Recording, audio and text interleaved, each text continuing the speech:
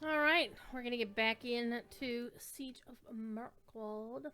Sorry, we're a little bit late tonight. I had a tiny nap.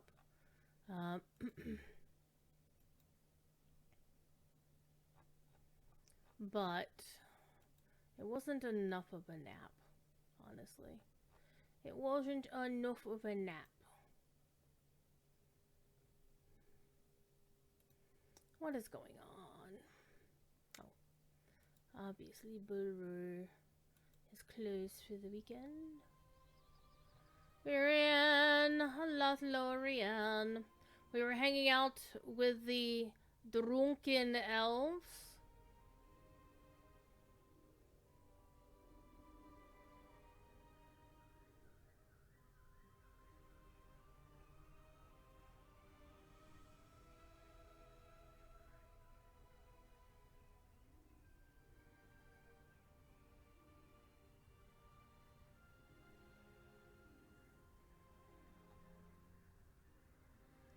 Alright, just double checking and making sure that I'm not missing nothing. I should probably post in my own damn Discord that I'm streaming.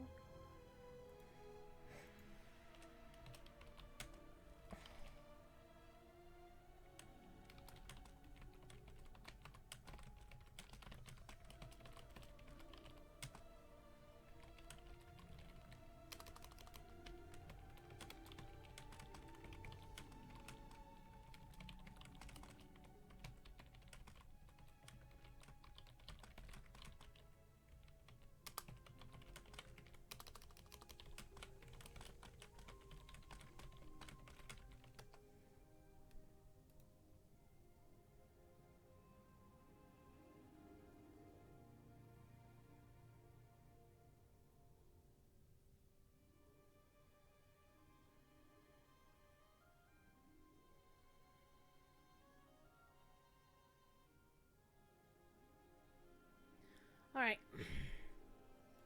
What are you up to this evening? I'm a reminder. I'm wearing blue. What? I know! What? Hi. Are you making biscuits? She's making biscuits.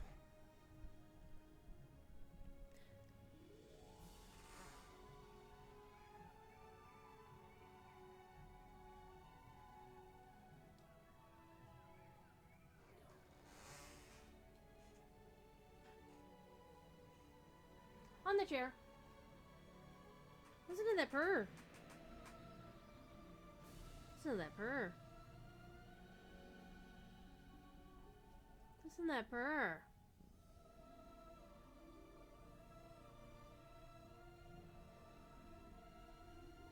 Nice, Storm Lost. What are you doing?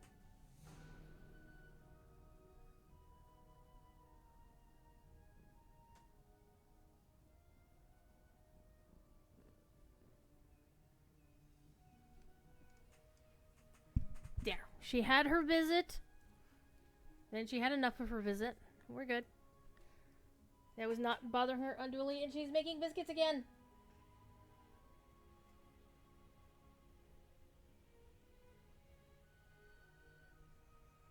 She tends to make biscuits right before she curls up. She's kneading the bed to make it comfy for her. In this case, it's she has a favorite towel she likes to curl up on. And she's now curling up, and her tail is just flicking back and forth, the lazy like. Against a chair, on her in another chair. I have another chair right here. And now she's eeping, and I'm gonna leave her alone. You make it sound like I'm unduly pestering my cat. She's fine.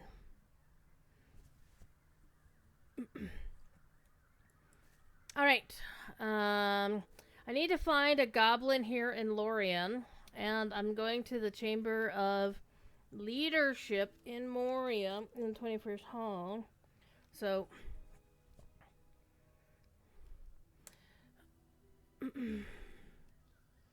I don't know if I want to bother doing the Alfirims thing. I will, however, go across the river. And we're gonna go find ourselves a goblin in Lothlorien on the way out of town. We're gonna easily find those, very much close to the road to the north. I'm sorry, the road to the west, because this isn't a north-south junction, is it? Lizard! Lizard! Ow.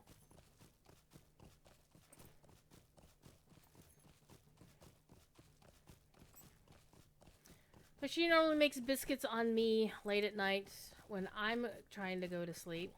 And I'm curled up in bed, and she either jumps on me, makes biscuits on my side, or she curls up. She's like, okay, I want to be under the blankie, and I'm like, okay, here. I make her a little cave under the blankie, and then she, you know, climbs into it, gets herself situated, and starts making biscuits on whatever, and it's normally my arm. And she purrs a lot, and then she finally settles in, and she goes to sleep for a little bit, or if she gets startled by some other sound that happens in the house, or outside, she'll get curious and she'll leave.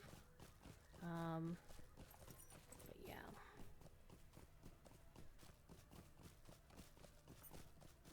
And it's actually inconvenient for me because the way I like to sleep is not very compatible with a cat being under the covers.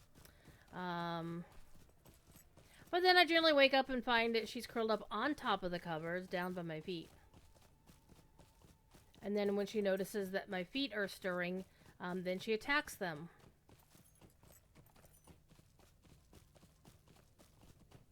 When your cat likes to go under the covers, the last cat would go to bed with you like that. Aww. Yep. Many, many years ago, when I first got my house, I had a cat named Imp. She was like the proto-thief kitty.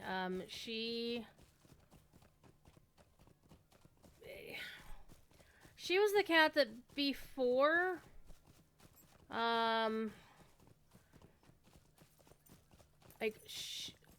Imp was like the Scamper, Skittish, and Noodle in that she was the daughter of a cat that I rescued. Actually, two cats that I rescued. Yowl and Mew. They were both very small cats, but for some reason they had at least one large kitten in the form of Imp. And Imp was pretty chill, but much like Thief Kitty was pretty damn quiet until Thief became the eldest cat in the house. Like, when his parents, like, Mew and Yowl eventually passed of age, Imp suddenly blossomed into the alpha cat of the house.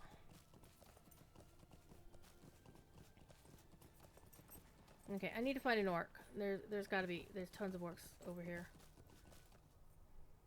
There we go. There's one. Not you. You.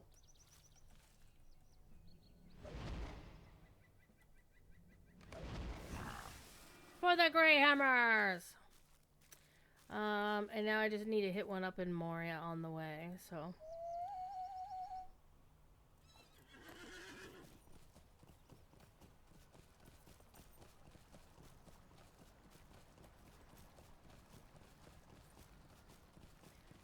So on the way to getting your army of vaults, the Beast Slayer deed. None of the lizards, wolverines, lynxes, or shrews have the protected tag, so you can go ham on the shrews and never set back your up. Yep.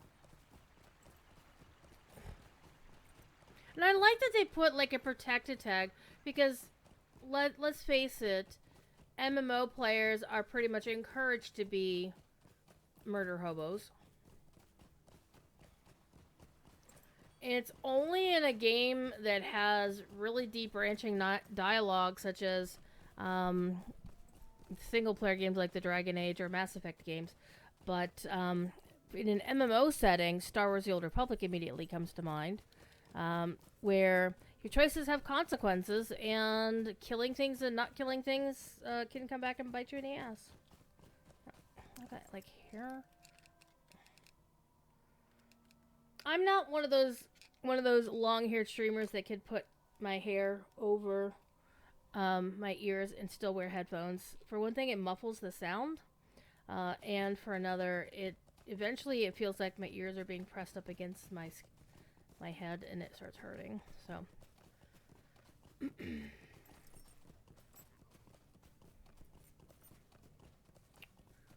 Look, I cut my finger off. Oh, she is so eepy. She's such an eepy cat. I can see toe beans. I'm not going to mess with the toe beans. I am not messing with the toe beans. And you may notice that I'm looking down this way. It's because I stopped playing the game in full screen mode. But I probably will just go back to it here in a minute because it's 4K is really nice. And the game looks amazing in 4K. I'm not going to lie. It's just, I was so used to having chat like right here, and now I just don't care that I'm looking up to chat.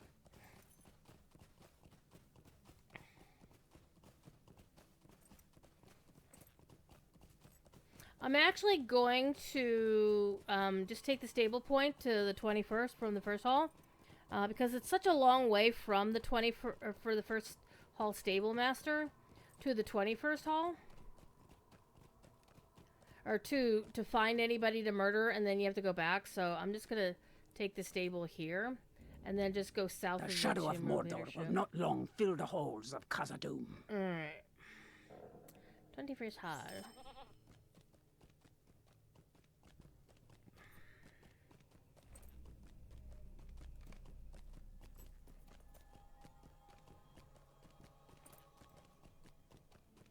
That message can just go away.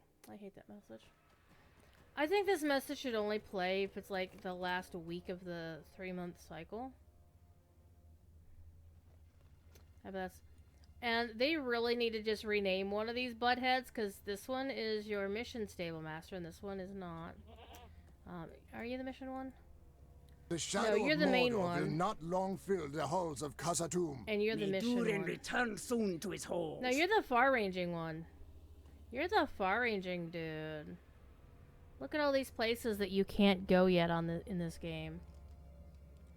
This one, honestly, this stable master probably shouldn't even be here, because you can't go to Lon Kirian. You can't. Well, this is old OG Dol Amroth. You can go there now.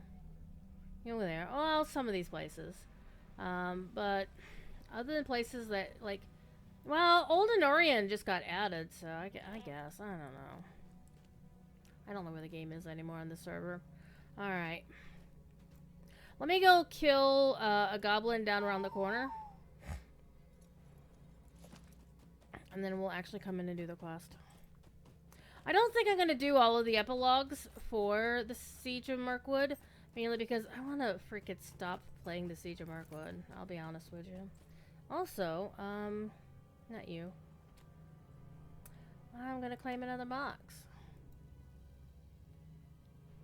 Because there's now 11 days and 12 hours.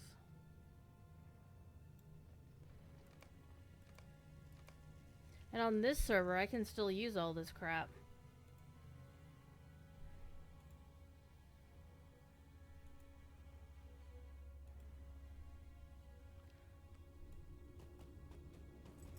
Good evening, Holly. How are you?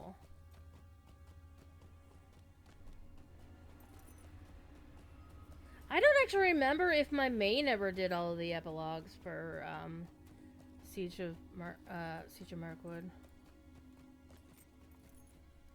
All right, there we go.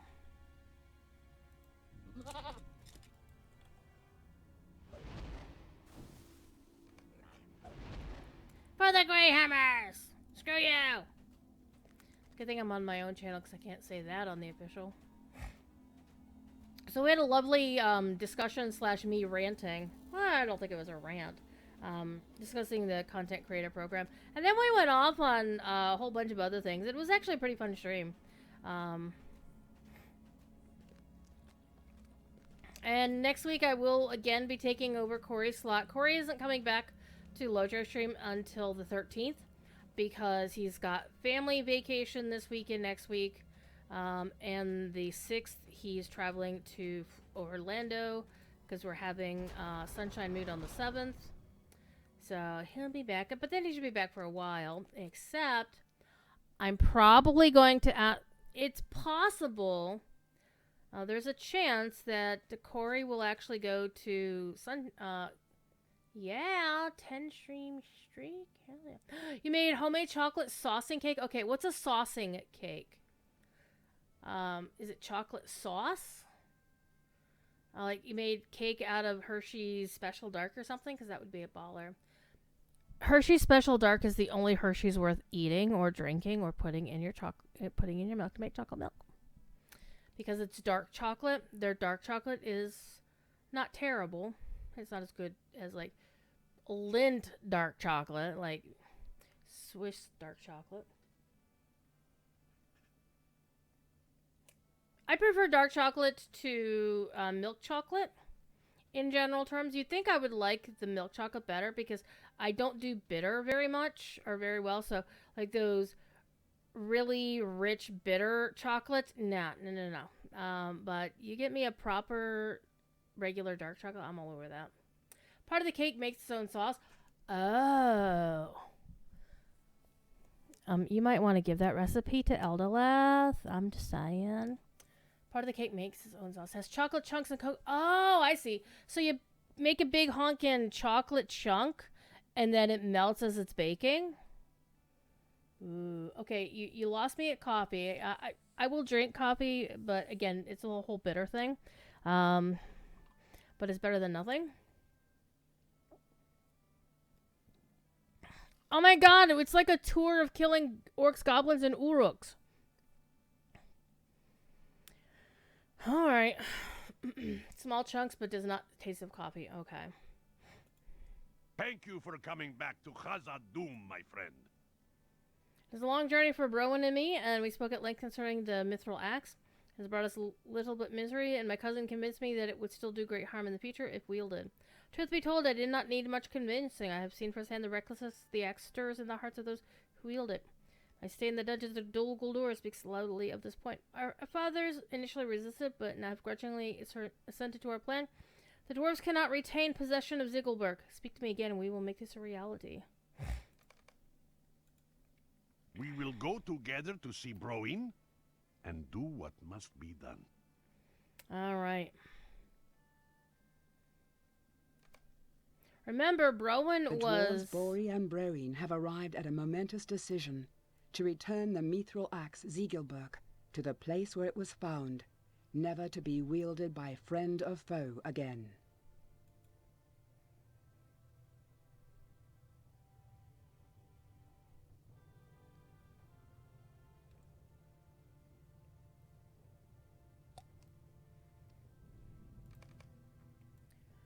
Okay, so this is kind of like the victory tour.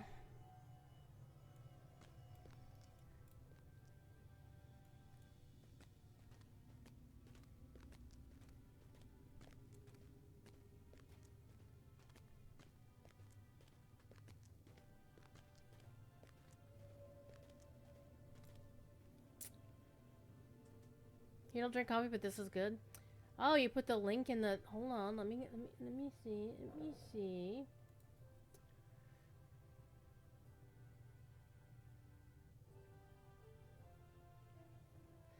Yeah, depending on what's in that recipe, Elda will be very interested in it. I would tag her, but she's actually streaming right now as well. Okay. Yeah, Tulk. We spoke. You were the very first dwarf we spoke to inside the gates of Moria. Wrathwald outside doesn't count in this case. He can't remember now. See, that's actually funny. It's like, why do we get the talents? I don't know. We don't remember.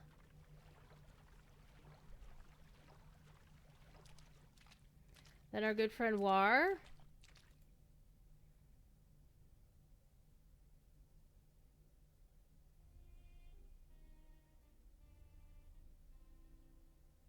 Yep, War was outside the gate.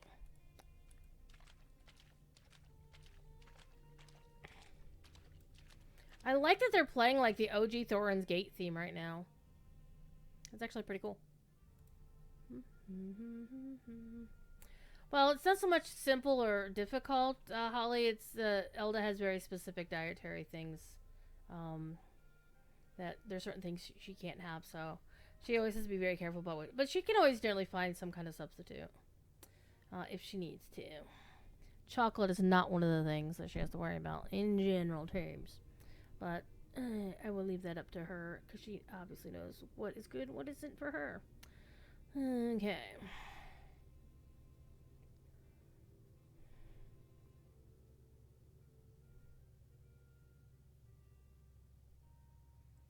You had it reforged? Wait, what?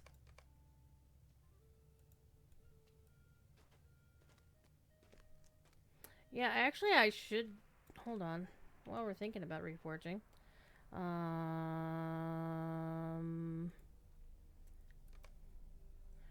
we don't have to do that yet. Probably not till I hit 66. Svena? Hey, bud.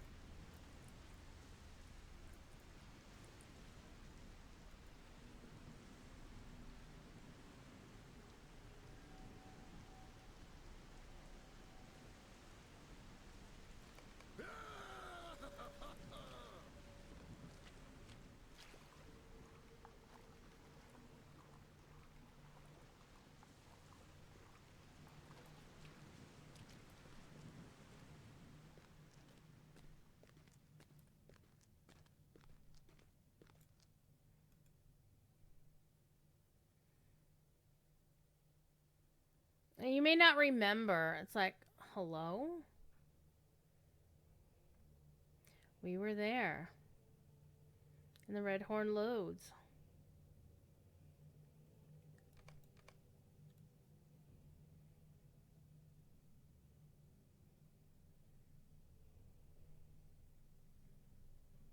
Yeah, Willie's not gonna say nothing?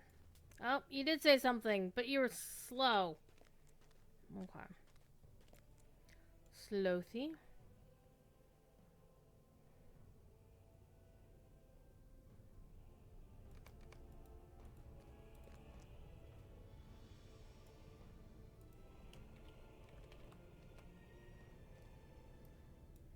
I hate the high elf bow so much.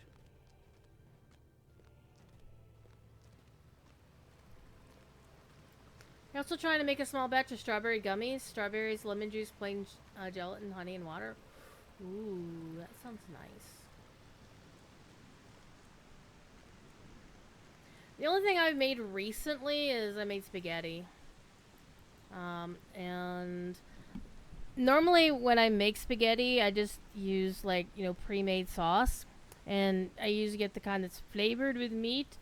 This time I threw in like a half a pound of ground hamburger, and I put oregano, onion powder, garlic, minced garlic, and some parsley. I put a little bit too much parsley on it, in that I didn't realize that the parsley thing didn't have like a filter on the end, so I was like, oh, oops. But thankfully it was parsley. So it wasn't that bad, but it was just like, oh, this tastes a little bit more green than I expected it to taste.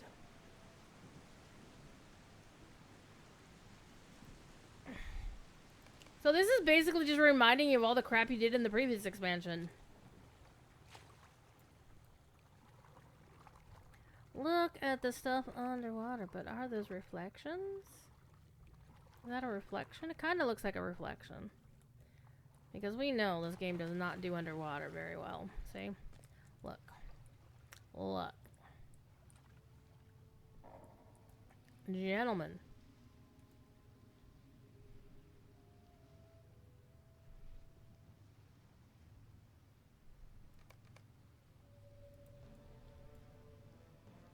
Add some canned pumpkin to the sauce? Okay, that's not something I would have expected.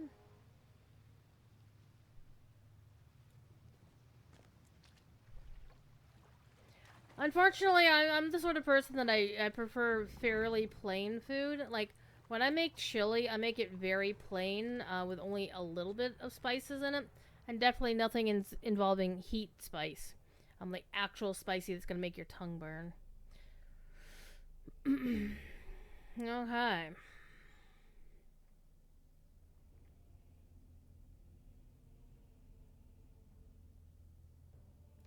You know, I've never actually done the Allegiance quest lines in Mordor, and I'm going to go back and do them on my main, and it's gonna suck so freaking much because my main started them before they nerfed the amount of XP you need to complete them.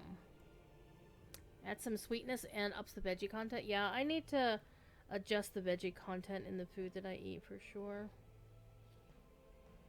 Also, this week I've been eating far too many carbs. So, this past week, my breakfast was just a bowl of cereal. And lunch was a tonkatsu, which I freaking love tonkatsu. So, kind of trying to get away from like grains, noodles, and then for supper, having spaghetti for supper on the night you had those for breakfast and lunch is like, yeah. So this upcoming week, we're going to have a breakfast sandwich on our work days. And we're going to have bacon cheeseburgers for supper the rest of the week. And then we're still having tonkatsu because it's freaking delicious. Okay. Now these tunnels will not be used by dwarves following this day. With tales will spring up amongst our younger kin about our actions here. I've told my boy the great skill with which I dispatch goblin runners in the flooded deeps. I did do that.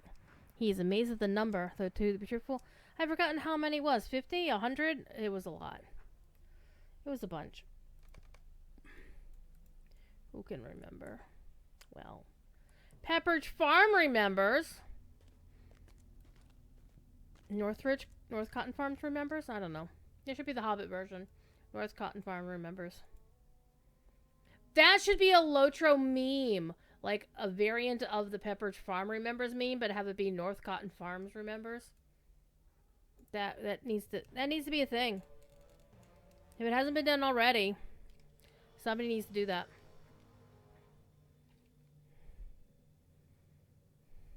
Maybe do something like a two image meme. One is about, do you remember like standing in front of the parts of Lorien where the sentinels are, and you're standing there looking at them, but they're not shooting you, and the caption would say, "You remember when these dudes would just shoot you on sight until you became friends with the Galadhrim?" And then the second was an image of a hobbit farmer sitting on a cart going, "North Cotton Farm remembers."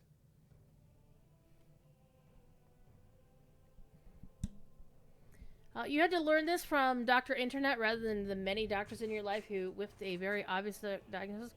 But as an ADHDer, it helps your brain to have a breakfast be high protein. Your Holly's breakfast today was hot oatmeal with raisins and some honey to taste. Ooh, that's actually really tasty. I find that the hot sticky breakfasts like oatmeal are really good when it's cold outside. So this upcoming week, that would have actually been a really smart idea on my part. But I also forgot to get milk, and I don't like to... Hot cocoa and oatmeal, I like to not use water for them. I like to use milk. It's got to be whole milk. Skim milk is basically water with milk powder in it, as far as I'm concerned. Okay. You come to witness? Witness me! Few of my dwarves could bear to come with me, and few of my dwarves. The Mithrax was forged at the heart of fire during a time long past. This is Stothkel.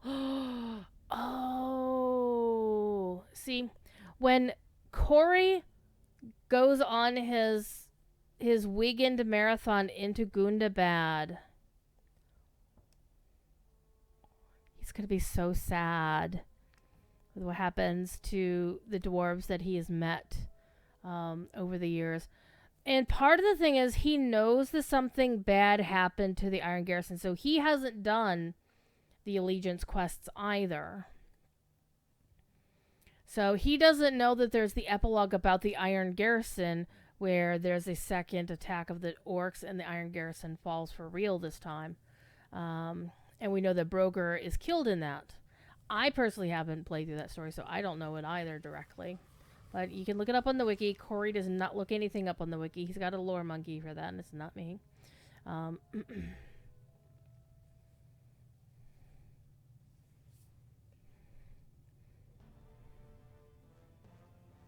Okay. It'll be a lesser world that does not have Ziggelberg in it. Well, it'll still be in it. It just won't be in active use.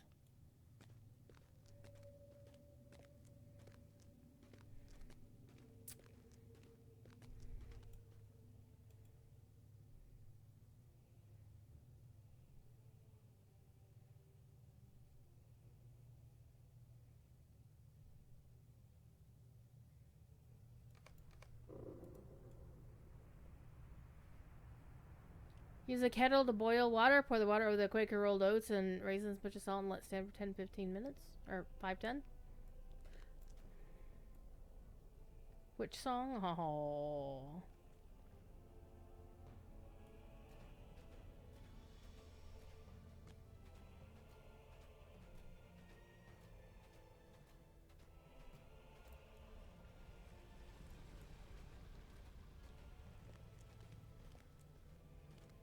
Bozy.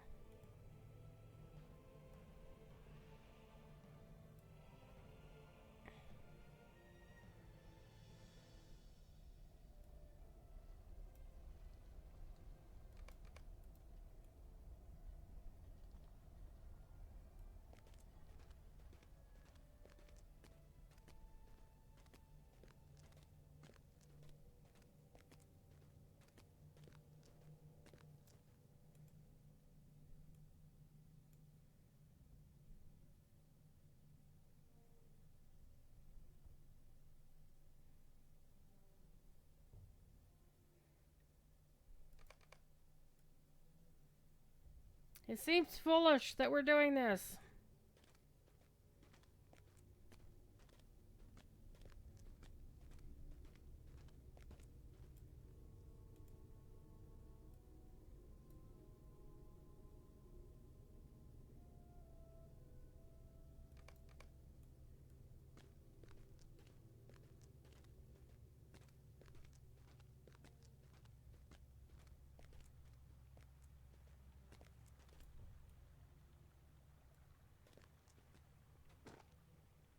Here it shall lie with Ori.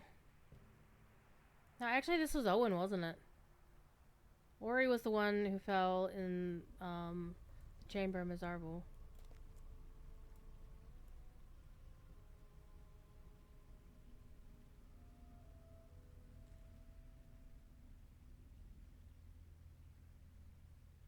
I always have to wonder about how long it would take dwarves to carve out even a space this large.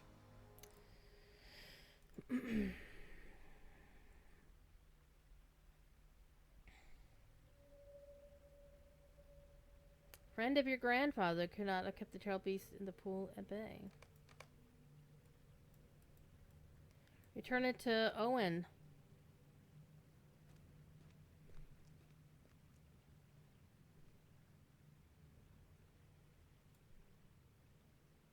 The fact that Owen found Ziegelberg was fascinating.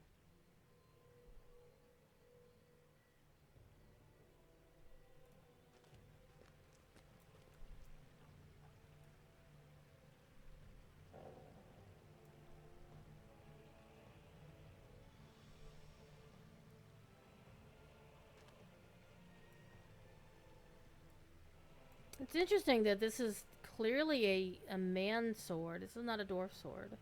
This does not look like dwarf armor either. Climb Burble out of the chamber and tell Bori it is done.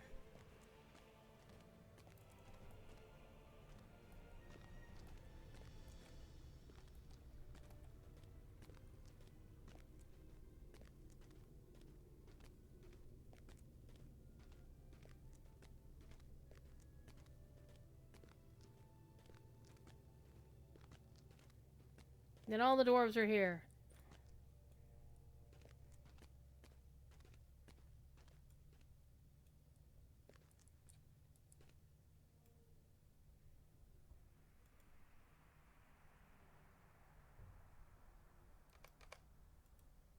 Yeah, make sure Browen gets out. I look very cozy. Yeah, yep. I probably should change her outfit because it's not Yule Tide anymore.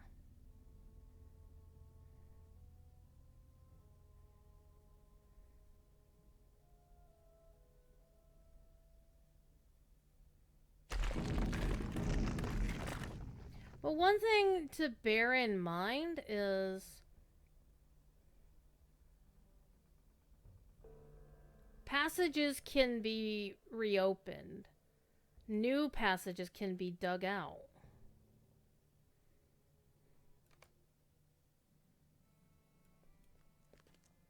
And I do wonder if sealing Ziegelberg down there will have an impact in the Dwarven story. It is for the best, my friend. Alright. Desire to possess items of such beauty and values often led your people down the path to misfortune.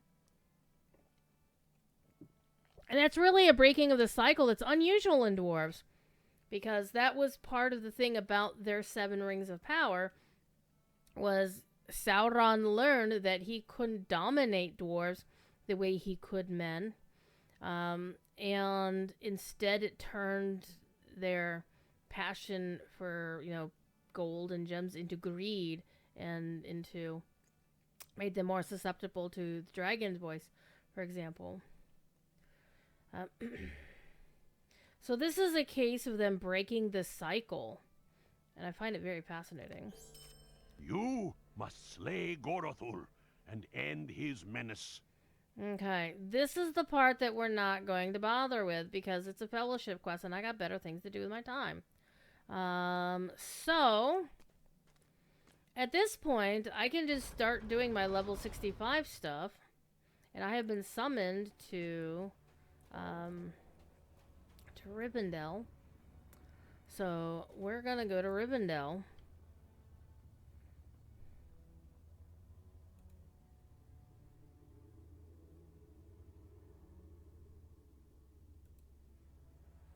Get that away. Ah.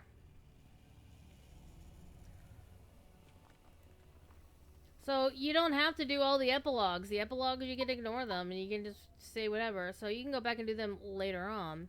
I'm gonna just go delete all of these quests.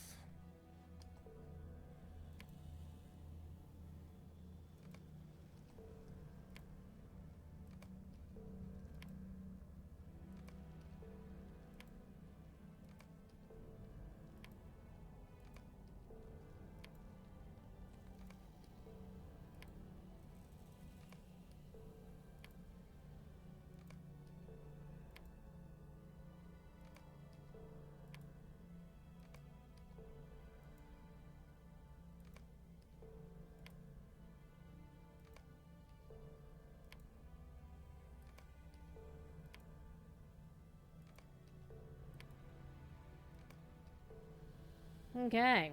We have the 2 Dunlin quests, which we're not going to do yet.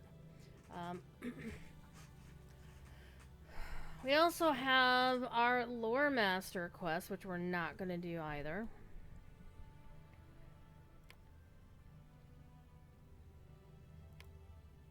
These would actually be super easy to do. But these are like level 50. Not useful. Not useful. So, a festival quest? Oh yeah, that one. Alright, so we have no actual active quests, but we have quest things. In our absence, not gonna do. Map of Dunlin, not gonna do.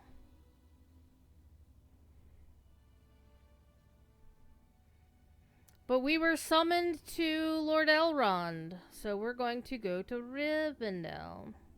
We also have a level 50 gold tracery and some more runes. Alrighty.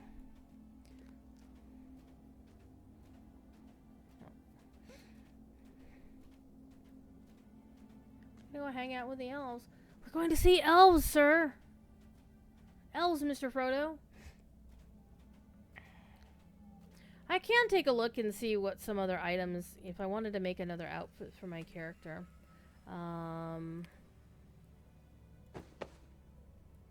That was a long time ago.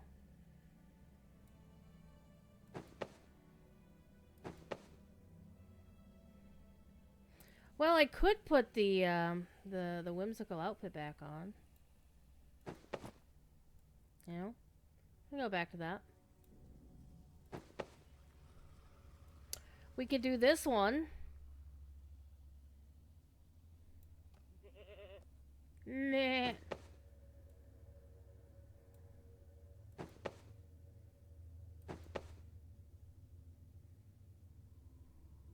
Look at all these outfits you can't buy yet.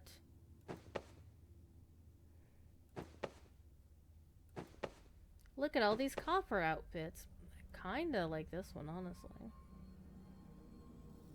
But to do the whimsical wearing this outfit, that would be very noisy at the very least because of all the metal clanking around. I think we'll just wear the whimsical one for a little while, maybe. Or we could do this one. This one's like the Rise of Isengard outfit. You know what? Yeah, let's do that. Let's wear this outfit.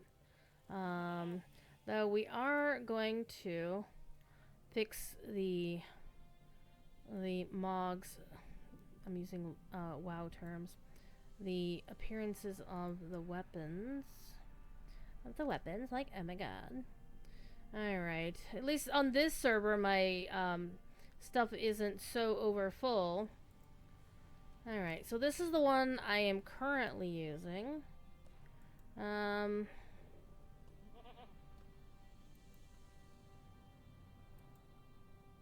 Actually, I really dig this one so much. It looks so nice. There's also this one. This one could be a fun one with that outfit. Outfit I'm looking at. Why don't we do this one for a little bit of a change of pace? Yeah. Alright. Yeah, I'll do that for a little bit of a change of pace. And let's go get us a sword. That's swords, people. I do still like that Blade of Unity a lot.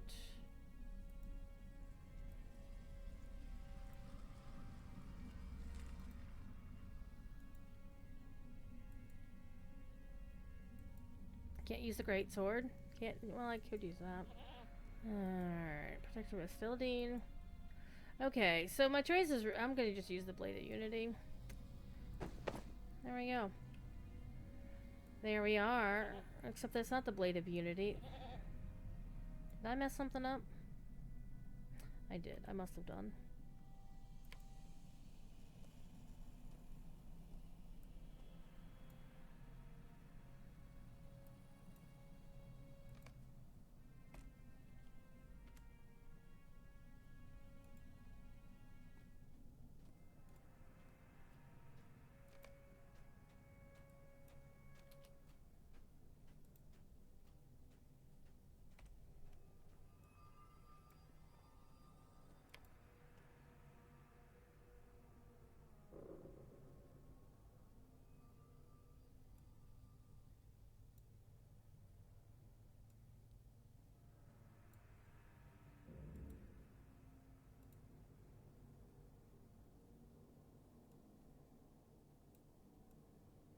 Yeah, those look pretty good. Though the gold of the Blade of Unity really isn't doing it for me.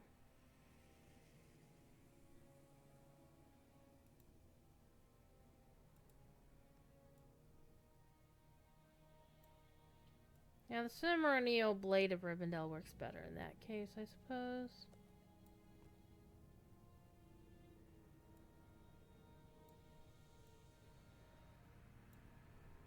Though a Rohirrim blade would make sense if we're going, eventually heading south.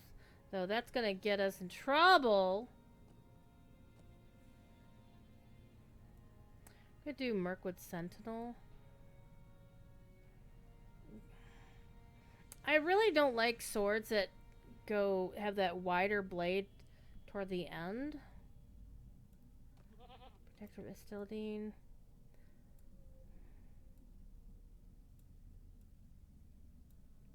somebody recently posted and oft commented and oft requested. That one's actually pretty nice. Oft requested request of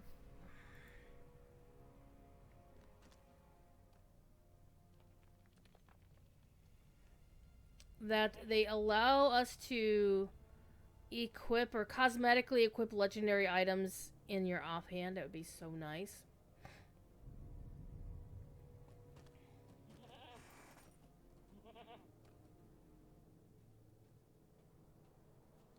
I have pet the kitty cat. I did not bother her. I just pet her. And she's like, oh, okay, hi. And then she went right back to sleep. Okay. There we go. Oh, I need weapon auras. Okay, what do we got? What do we got? Thunder, light. My go-to for elves is the weapon aura of Elven Blessings, which is really, really nice. The Sands is also really nice. It's not my color, but it's really, really nice. Weapon aura of Orc's Bane is really nice.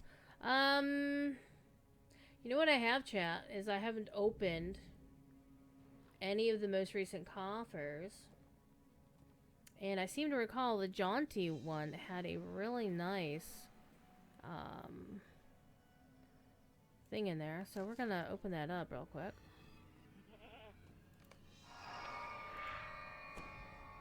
Yeah, the Jaunty weapon aura is actually really nice. And I like it a lot. So we're going to put that on here. And do I actually have... Yes, I have all 3 situated. So that's good. That's good. What I will do, since it's obvious I've never put the Jaunty stuff in my wardrobe, we can do that now. Because I have a few spaces left. I do actually like the Jaunty outfit pretty well. It is... I like the tricorn, especially. I like the milestone skill. That's a lot of fun. Oh, I already did that one. Did that one. And you also have the ginormous cutlass, which is just completely redonkulous. That's like the dude... You know, that's like if the dude in Raiders of the Lost Ark that fought the Bare Knucks fighter was like this, you know, a Dave Bautista type, had a sword, it would be that big. Okay, I think I got them all. Like Pokemon. Alright, good to go. Got that. And if not, I can always pop one in from another character anyway, so I ain't too fussed about it. Alright, let's clear bags a little bit, because there's a lot of crap in here that I don't need to be here. Alright, browse the shop. Again, we got the shield. We got the Boris Grand Shield, strictly for the cosmetic, see? Balanced long sleeve shirt. Okay. I like the design of that shirt very much.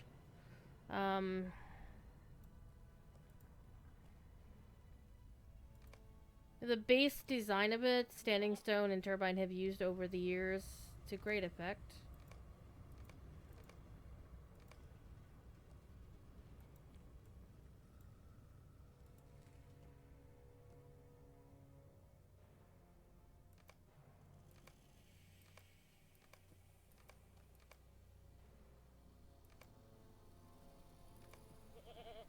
I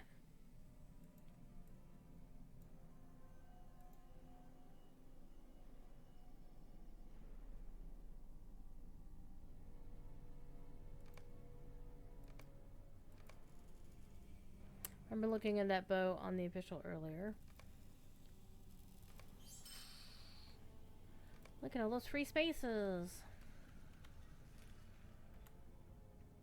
Oh, why am I saying it in chat?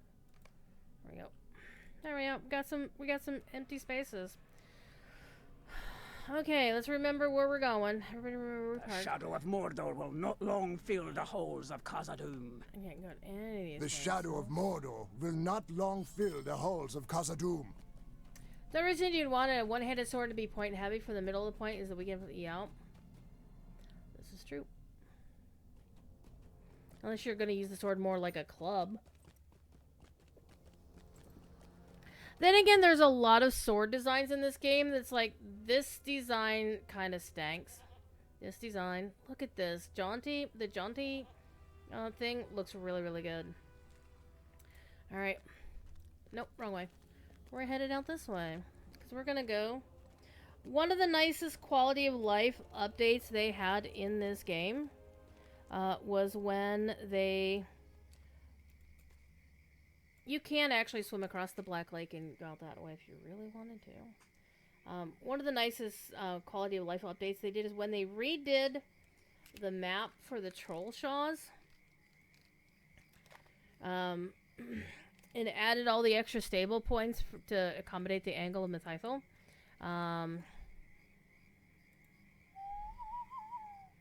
They did a really cool thing with that. In that... They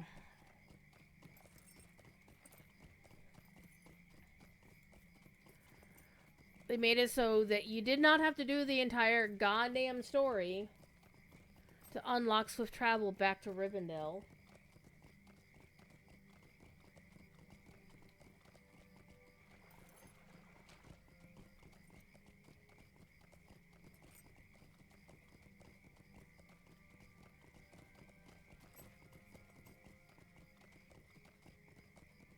This is where we fought the Watcher for the second time, and we succeeded in driving it away. The cutlass type designs make a lot more sense. You slash downward. There's only one edge. Be a little heavy in that direction. Yeah, but then you balance your fight. This is something that actually came up in the last battle in the Narnia books. Is C.S. Lewis was talking about the difference between the English style short sword or swords, which are just straight swords, and you would do more stabbing and less slashing, versus the Telmarine. Those guys is their cutlasses. The Calaman? I don't remember. It's been a while since I've read Lewis, but I do remember that point from that book.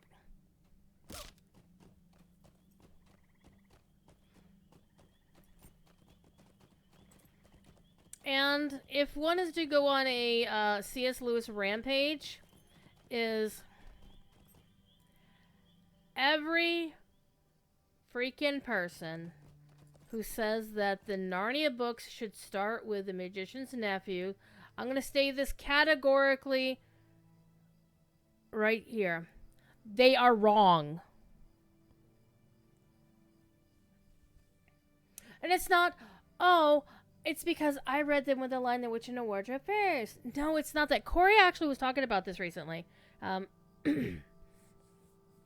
he hit on the idea as to why it's wrong. Because I always knew it was wrong because it's like, oh, it's a prequel, whatever. It's because all of the payoffs that you get in The Magician's Nephew are undone if you read it first. Right? If you read The Lion, the Witch, and the Wardrobe first, and all you know about is the White Witch, you don't know how Narnia got founded. You don't know about, Charn. You don't know about her origin. You don't know how Narnia, how the animals started talking to begin with. How the hell did that happen? C.S. Lewis wrote a story to explain why this happened and how it happened. The whole idea of Lucy going through the wardrobe has no sense of wonder to it anymore. You're like, oh, it's that wardrobe because he made it from the... Okay, I gotcha. Versus it being like this sense of wonder and discovery. Like, Lucy, we don't know what this wardrobe is. It's mysterious. It's unknown. It leads to another world, but we don't know why. We don't know how. It's all magical.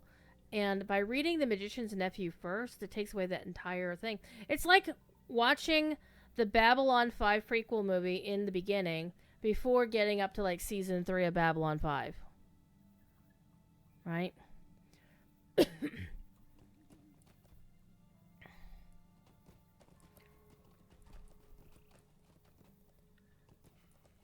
It spoils the entire story up to the point of where it splits off. And well met. All right, let's go to Rivendell. Why are the elks that I'm getting today are always very festive? When I'm taking an elven mount, they decide to choose an elk for it. It's been one of the Christmas elks. It's very fascinating. Callerman, yes. Jack Lusnova should have tried reading extant sword manuals from the Middle Ages. Yeah, he probably should have. Megovanen.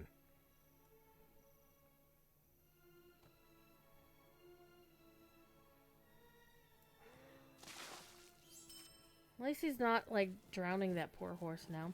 Hi, Aragorn's horse! Rohirrim.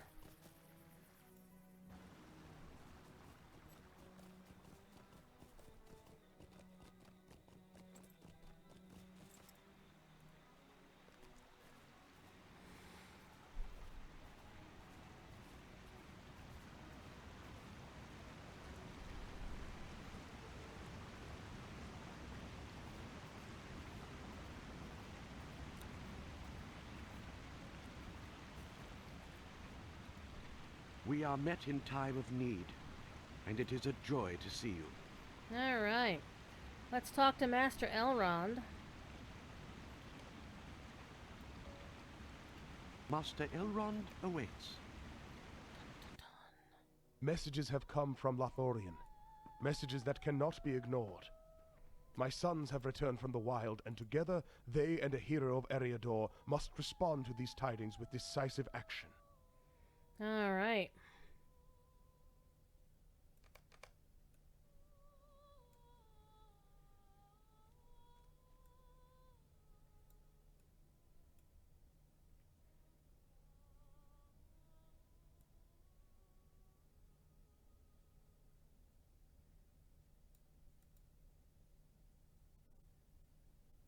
Oh wait, we've already been past the Fellowship leaving.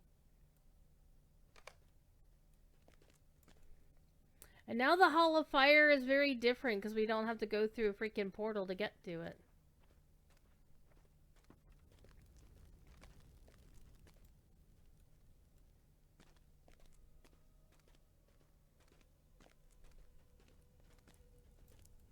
Man, wouldn't it be cool if we got drapes like that for our housing, Rivendell housing, which is coming in the next few months? I'm so excited.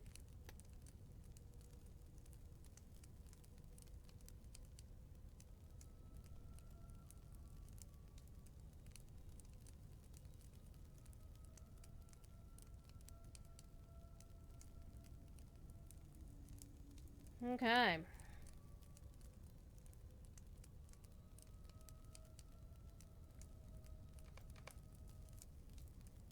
Yep, we were there. Glorian trumpets.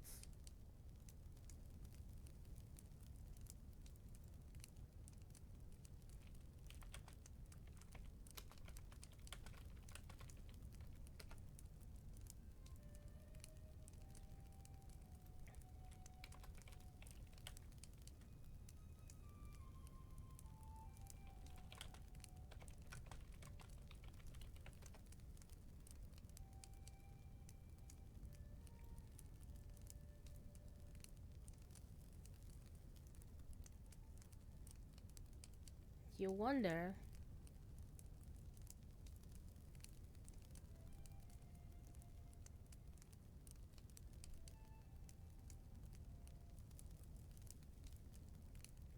Aragorn has need of his kindred. Let the Dunedain ride to him in Rohan.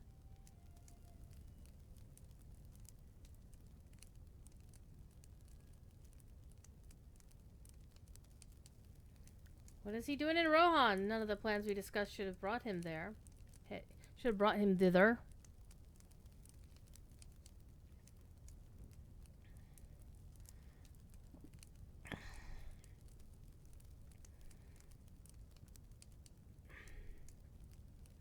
So we will have to decide, will Halros go or will Halros stay for this character? I tend to like having Halros go, which is very sad. But in the long run, it makes for me a happier ending. In the extremely long run. Speaking of things that Corey must not be made aware of.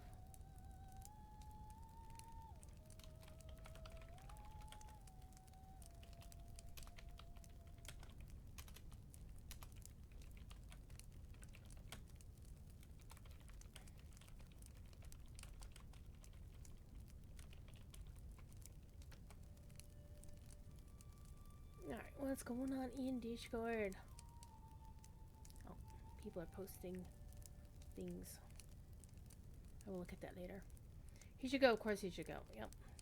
I mean, it always felt a little bit weird to me that a ranger would choose to stay. That, yes, there are, like, yeah, they'd be a little bit concerned that the people they've been protecting are now vulnerable, but oaths are important in Tolkien, extremely so, as we know. So, to have one of the Dunedain say, "Screw you, Aragorn, I swore an oath to you, my chieftain, but I'm gonna just say no." That doesn't feel in character for one of the Dunedain. That they would, in essence, go native like that.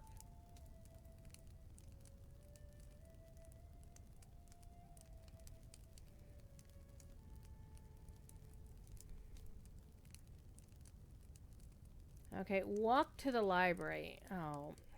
Alright, I will walk. Wait, I hit the walk button. No, I did not. Because the walk button is different.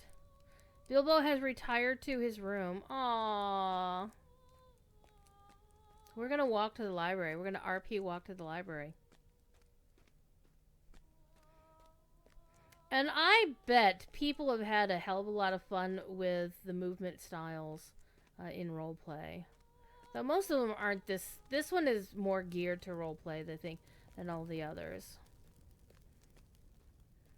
I don't know if anybody uses any of the others, to be quite honest. Like the one where you're holding a sword behind you, like you're about to, strike somebody with it. It doesn't feel like something you would use all the time.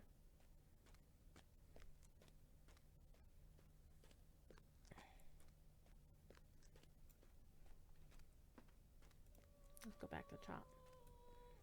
So Halros will go.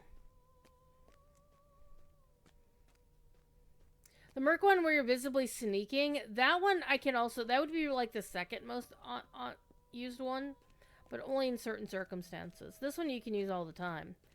I've actually been tempted to do a series featuring like an old human character, probably also as a lore master. Oh, hi, Arwen. And have them just RP walk their way through the game.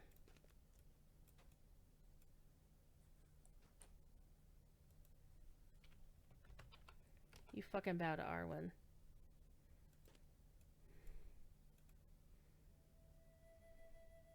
You show respect to Arwen.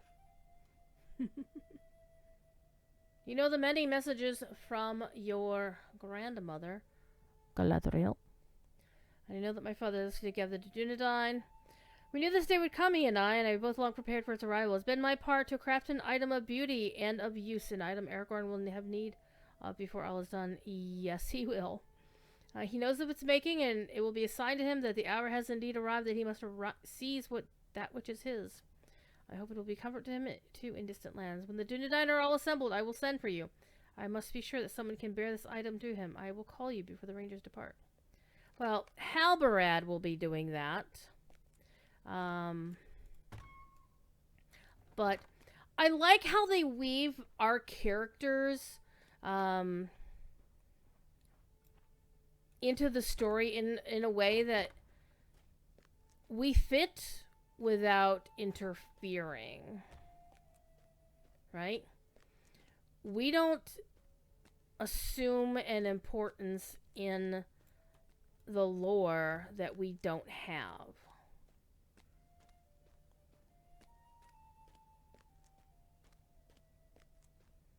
Oh wait, we went the wrong way. We should have gone around the corner up. Okay, well, we're taking this scene. We're so used to Elrond being down there by that one table that we forgot he's actually over here.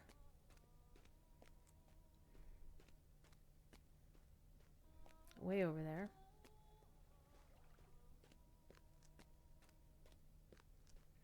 I want to know why this statue is lime green.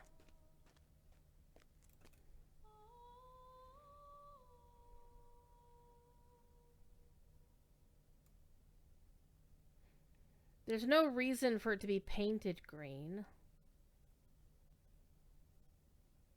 And it's clearly not green as in, oh, it's covered with moss and lichen.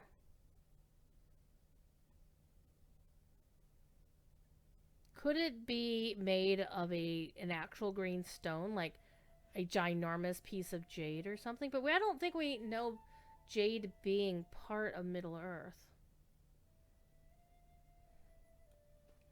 Then, of course, we've got the statues of Varda that now look very, very strange. Look at that. They used to look very different before they... That is definitely not a glow up for Varda. Look at that. I wish they could redo the lighting on that. Or the painting. Whatever they did, this used to look very different. Anyhow, Lord Elrond, sir. It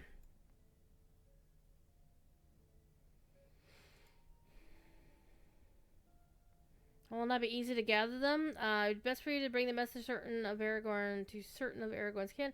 They may speak to the rest of their people. There's also the thing is, if Halros is like the core, like the hub of a whole group of Dunedain that need to be spoken to, if Halros stays, who's going to send the message, right?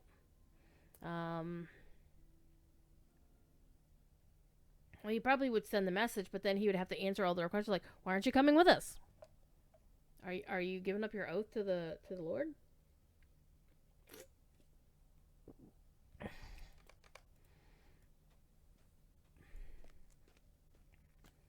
Roddenir has come to Thorinhod in the Trollshaws. He will be closer.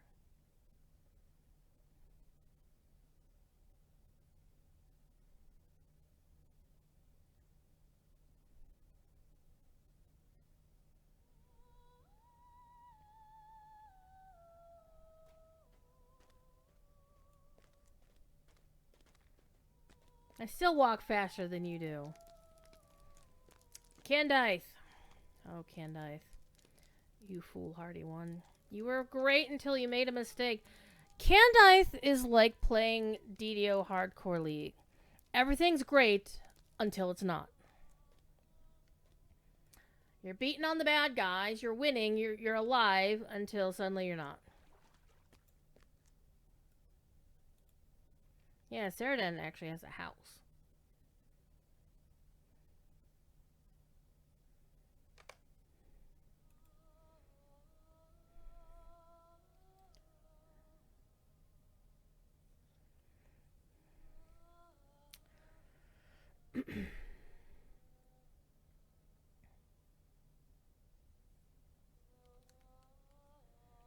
All right, let's keep going.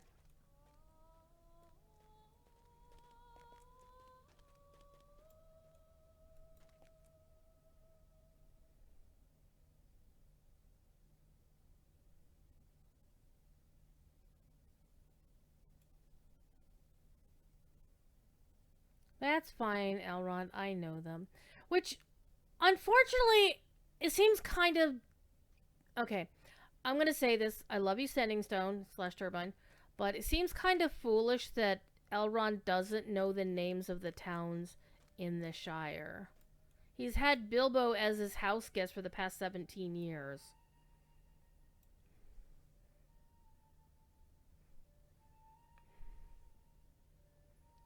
I am sure Bilbo told people at great length about the Shire, whether they wanted to hear it or not, necessarily.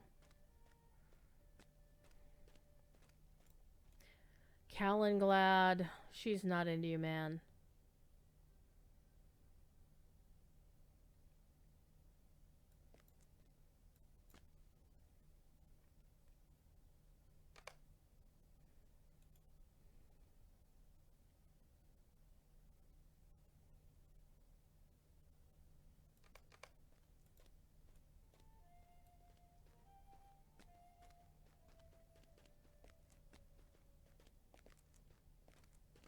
I feel like I'm doing a horse race with reindeer. And for a hell.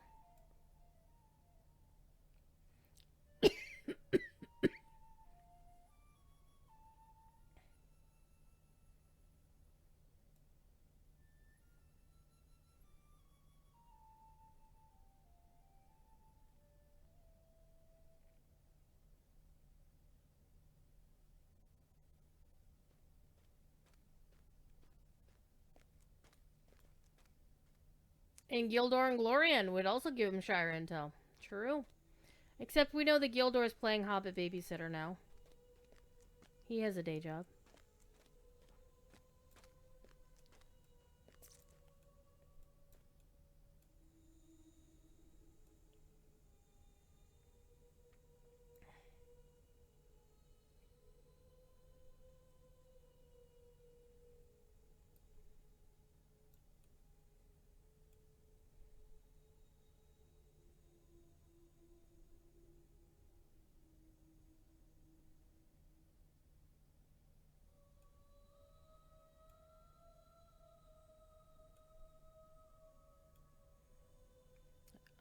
I was indeed there.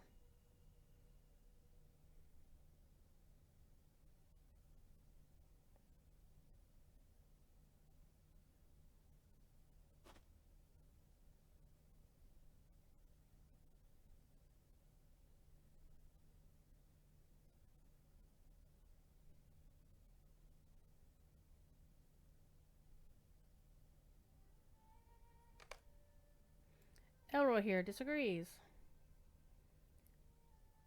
You didn't know? I know very little Cornier beyond that he be loyal to a fault. Did he not remain in Oghair for years but waiting from beyond the remnants of Deluan? Okay.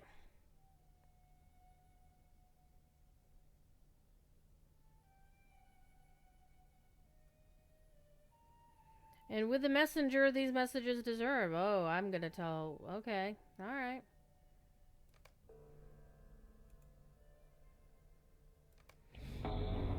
In the watches of the night, messages came from Galadriel of Lord.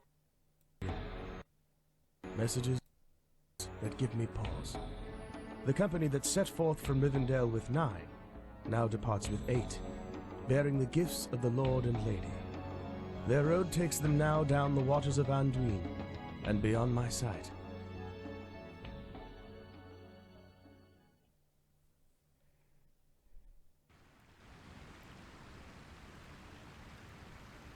It will not be an easy task to gather the Dunedain. We know where they are. We know where they live. You must travel to Thorinhard to speak with Elrohir. Okay.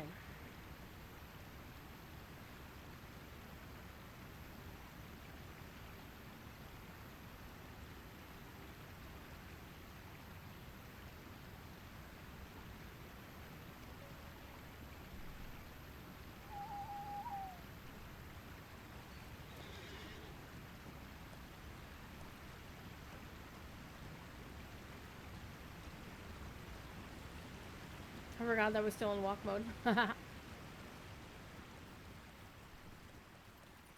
I'm just gonna ride to Thorinhad because it's fun, it's pretty. I might get indigo plant along the way. And I'm so high level that none of the critters there will bother me. And it's been a while. It's gonna be a long ride to where we're going. And I'll probably skip from Thorinhad to we'll go to Thornhod, right?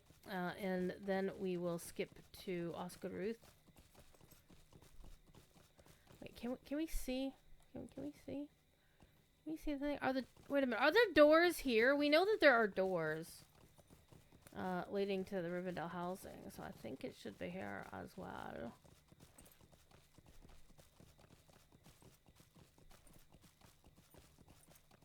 Since we're Rivendell. We only know it's coming in either April, May, or June. Whenever a scenario unleashes it on the world. Oh, it looks like the path is there. But it's here! It'll be here! Let me in! Let me in! Let me in!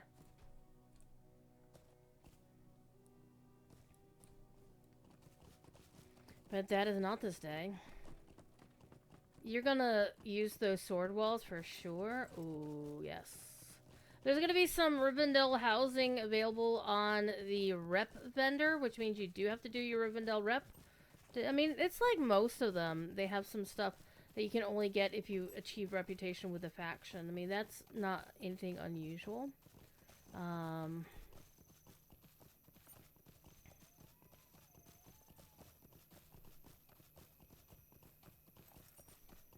But they haven't put it on Bull Roar for us to look at proper, like... We kind of snuck a little bit of a look at it.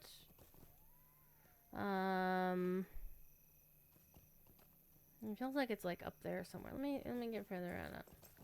Further in it. I don't think we'll get further on up though. Maybe. Maybe. But we shall see when it's ready to go. But the stuff that we saw on Bull Roar was very, very crude and very, very early game. It's like they were still testing what an interior would look like.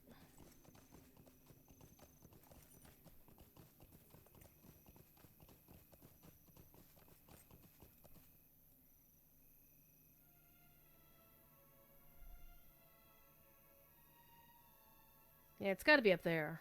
It's got to be, because if you look... Let's not fall down the hill. Okay, so there's the guest house. That you can see like the window. Hold it, you know, because we're so far away. So the path goes there, and so there's the log bridge right here, and so the gateway is here. So this must be the path up into it. So if you can kind of follow the path along the trees here, and then it curves around. It doesn't go over this way. There's nothing over there except a waterfall. But it goes up here. Wow, hello. And there seems like a really flat spot up here. Like somebody just sheared off the top of the mountain. And it's going to be so cool, by the way, that they're going to get the purple... I would assume they're going to get the purple Rivendell night sky. Because that's hot. But it's going to be pretty. I'm pretty sure it's going to be pretty. Anyhow, let's get back to our adventure. The lawns are big, yeah, I imagine they are.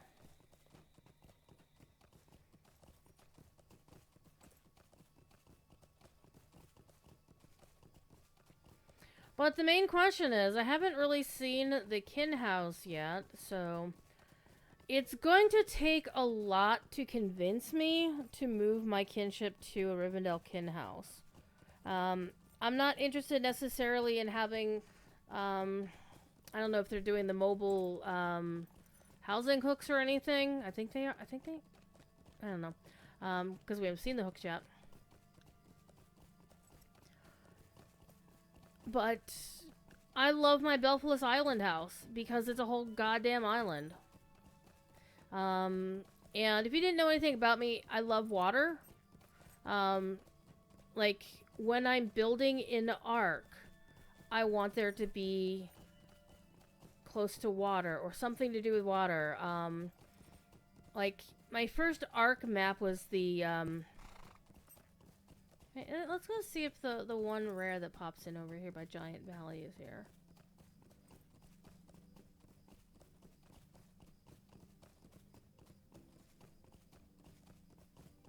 Nope, don't see him.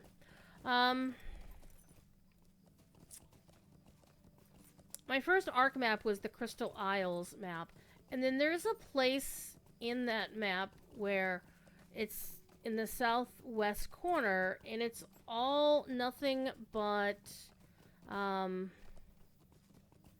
like beachy sort of islets, and these ginormous crystals, because you know me, I love crystals.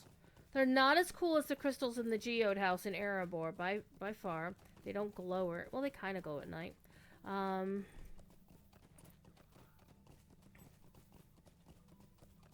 But I liked having water around where I was building, so I could watch the water. That's one thing why I rave about the updated water in Lotro, because it's so good. And there's a game that used to exist called Landmark, that was put out by Sony Online Entertainment that turned into Daybreak. And Landmark was basically EverQuest, but Minecraft. So EverQuest next-gen graphics, and they look pretty damn amazing. But it was a kind of Minecraft experience in where you'd have to go dig up your building materials, and there was like an old growth forest biome that they had. It was so good. There was a biome that server they made. They actually made a whole ass server accidentally named after a Pink Floyd album. Endless River, in case you're wondering. And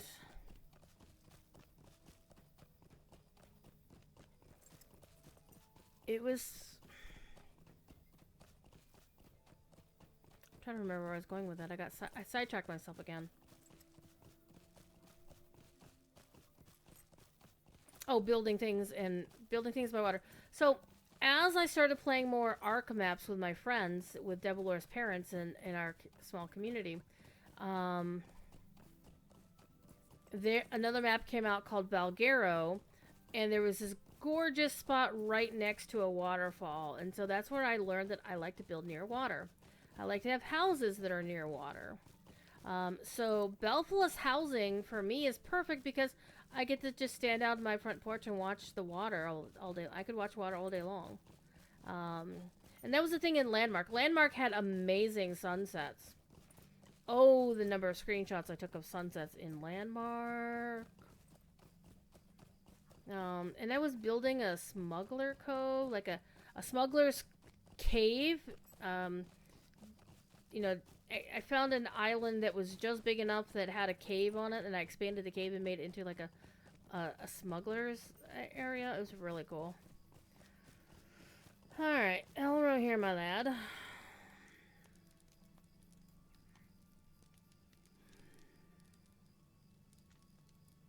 Rodenir has left Thorinhard and gone into the wilderness of the Trollshaws. Alright, let's go talk to Elwilleth. The lady he's sweet on, the elf lady that he's sweet on. How can I be of service?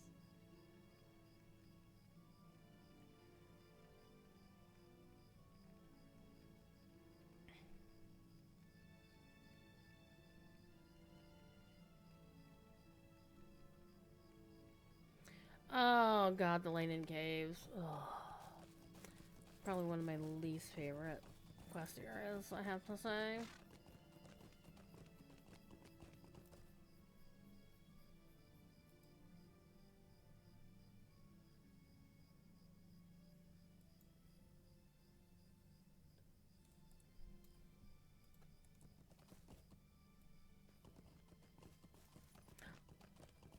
There we go! The stream can end now. We got indigo plant. It's fine. No, we're gonna keep going. Alright, let's go into the Leyland Caves, kick some ass, cause some trouble.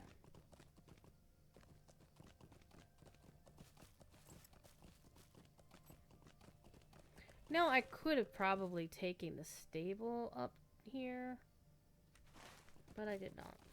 Like a dumbass.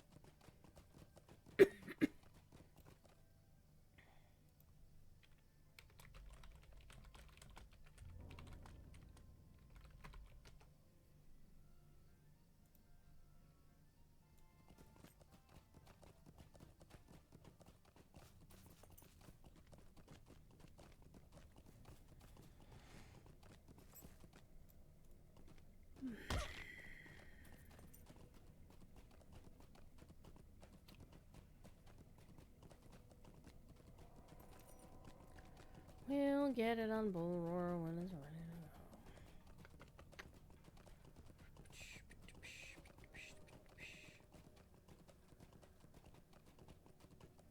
So I'm really gonna need to take a look at the neighborhood once they put it on Bull Roar and see, is the kin house as awesome as my island or not. If it is, then I will go through the pain in the ass that it's going to be to move my kinship.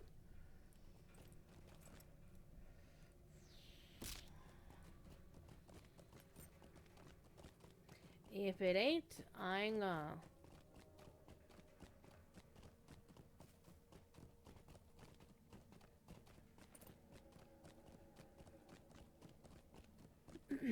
I'll keep my Belfast Island and let others who want those. Oh shit! It's Nell. Nell. Nell. Nell. I got the Royal Void Wing. I got the Royal Void Wing. I ran with Halionics and the rest of the Dungeon Dojo crew on Saturday, and I sadly died.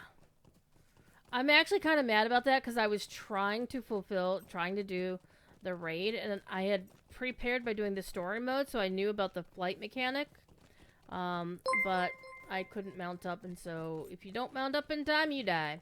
Hold on, I need to go this way. Hell yeah, Kevin with the gifty to my homie, Nell. Hey, Nell, you coming to PAX East? You coming to PAX East? Because Standing Stone's doing a meetup again. I'm just saying. And I know that may not be possible, but, you know. Also, Halionics put me in contact with a team doing...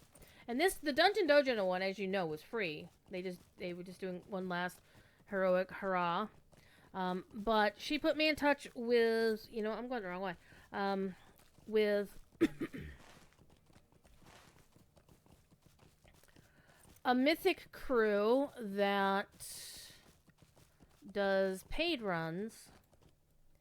Oh, maybe I am going the right way. I think I actually have to go up and around. Question mark?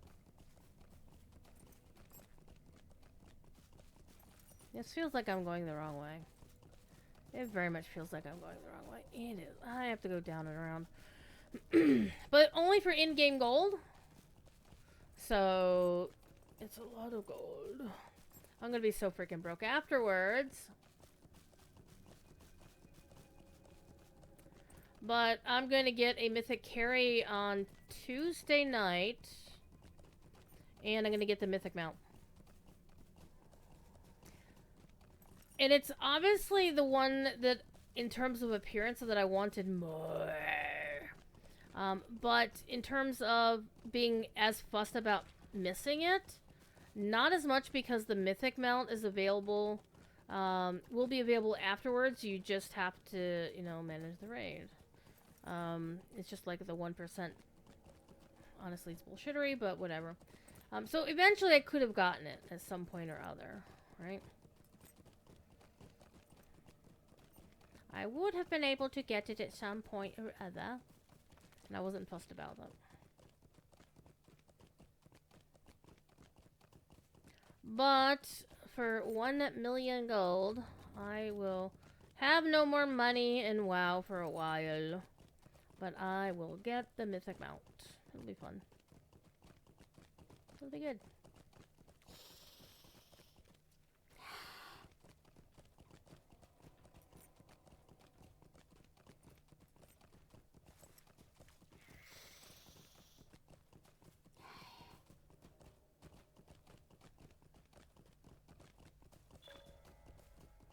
Hey. Okay, this is also not the right place. Druid, what are you doing? Getting yourself lost is what you're doing.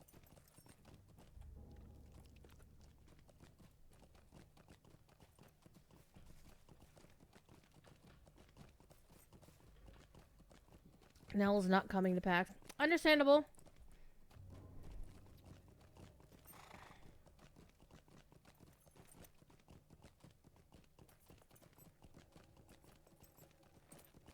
Completely understandable.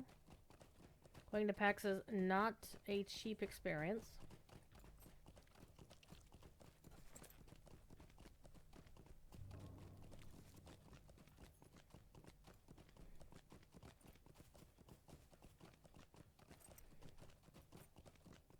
But I honestly expect the DDO, the fact that DDO is having their 20th anniversary this year is really going to factor into what they do with both PAX and Gen Con. I mean, obviously Gen Con is the D&D convention, so therefore they would do all their shit based on Dungeons and Dragons. That would make sense. I should have gone this way. Did I not go this way? Did I go this way?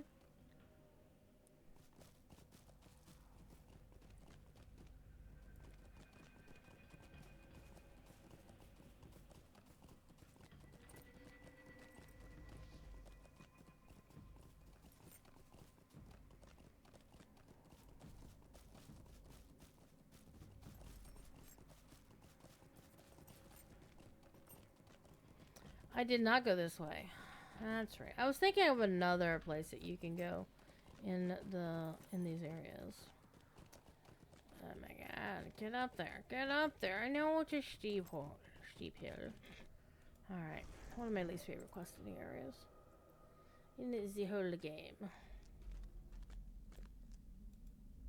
This is the moment for which the Dunedain have prepared.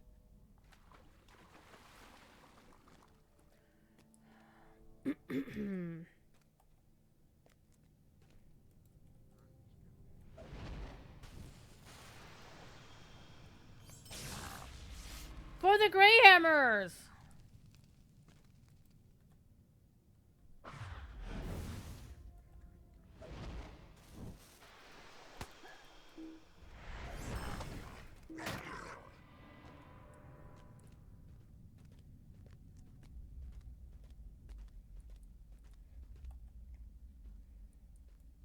Also, Nell, have you been, I know you've mostly been playing, Classic. Have you done anything with, retail? This is World of Warcraft, people. Though, Nell also needs to get his ass back into Lotra. I'm just saying. You should come play Lotra with us.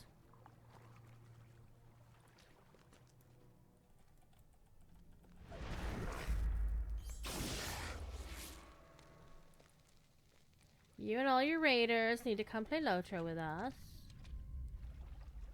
Lotra's anniversary is in April, I'm just saying. Though my account actually dates back to March 14th, 2007.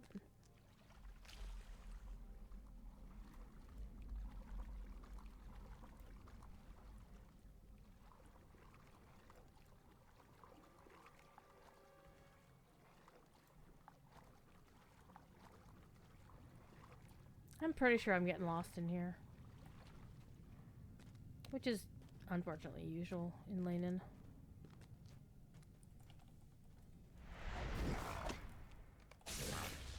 Oh, I never killed an orc in Eregion.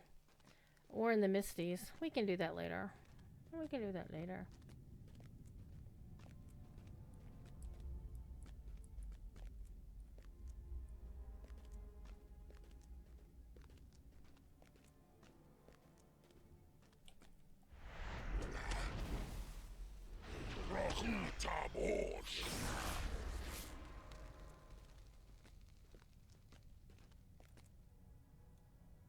Hi.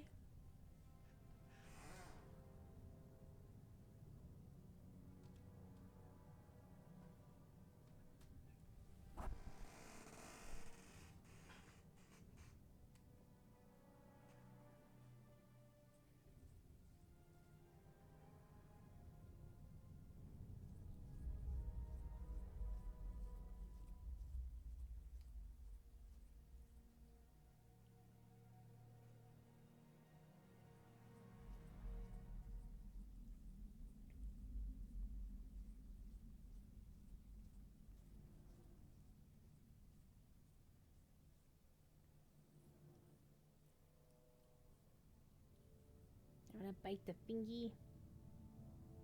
Hi, Stormlost. Look at the floofy tail. Look at the floofy tail. Look at the floofy tail. Hi, Stormlost.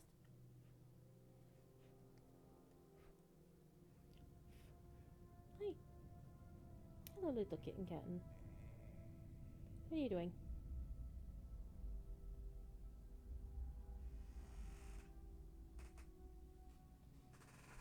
Yeah, it's a kitten catten.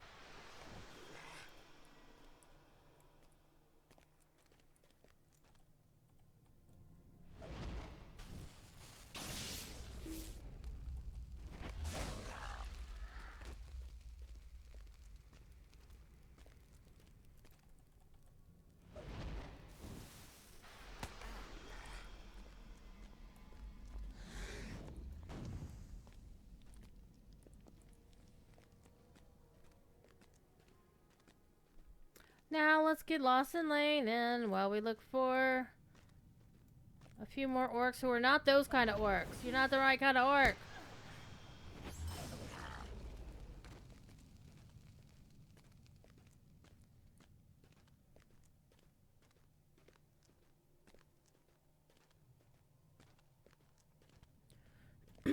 Me not that kind of orc. You are that kind of orc, though.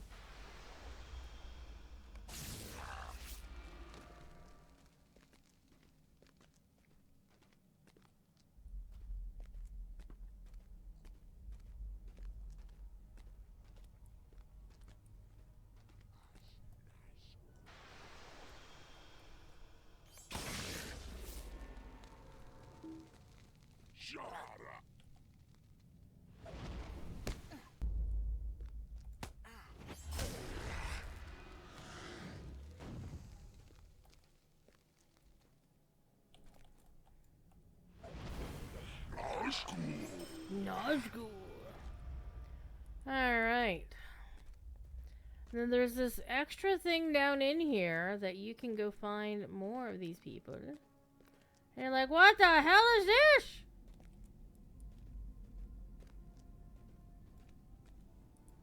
Root Hour did some shit. As you can see, some really bad shit down here. I wonder what made those. And again, maybe I don't want to know. It's fascinating how this space is clearly carved out.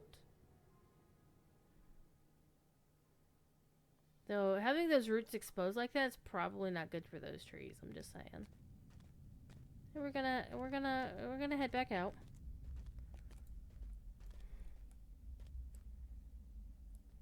I wonder if they actually, is this all one piece, or if each layer of these was just like 3 of them, and they just put like 3 of them back to back to back of that same piece of art.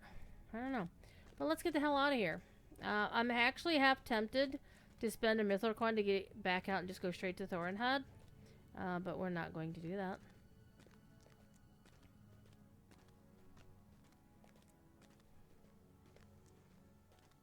See, I have, like, Mithril coin on this server, because I had used one of my coffers here first, deliberately, to get the Mithril here, because I was like, oh, I'm going to play on this legendary server. And that didn't wind up being entirely the case, because... But now I kind of want to play this server long enough to get all 9 Nazgul killed at least once, which I don't know how I'm going to manage that, because I'm going to have to catch up with the rest of the server. And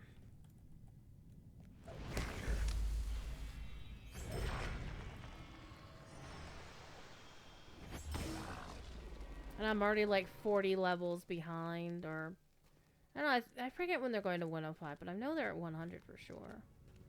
In fact, I can find out. What's the highest level? Is 100. Is the highest you can go.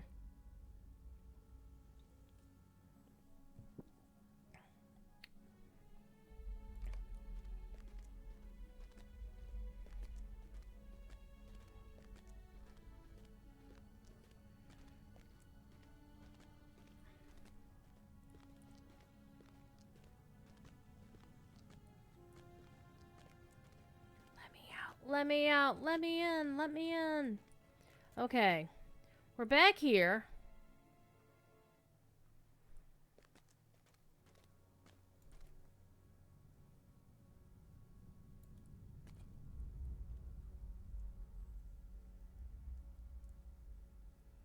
Now, where's our way out?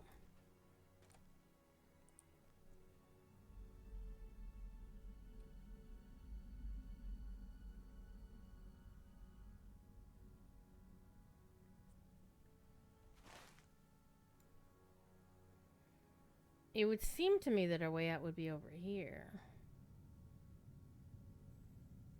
Or right here.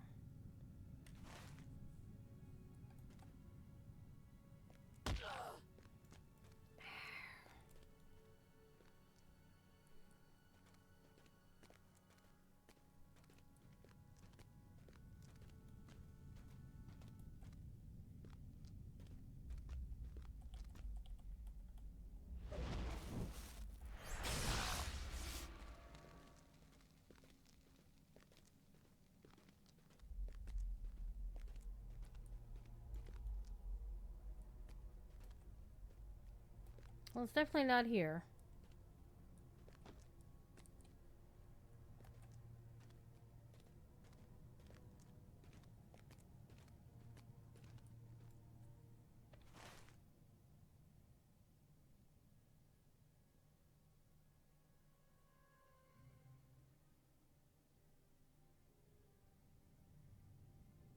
Kind of want to say it's this room, but probably that room.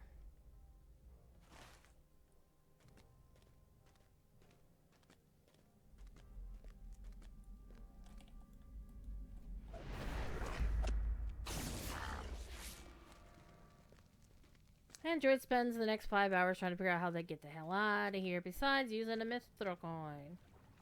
But we did some swimming to get where we were going originally, so maybe we're retracing our steps. Chat has gone silent. I worry the fate of chat.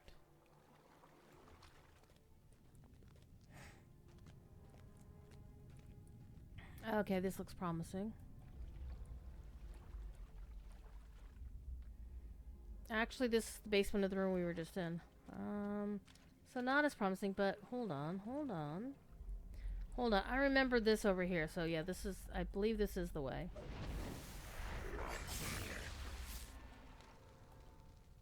Because yeah, there was another swimming bit we had to do.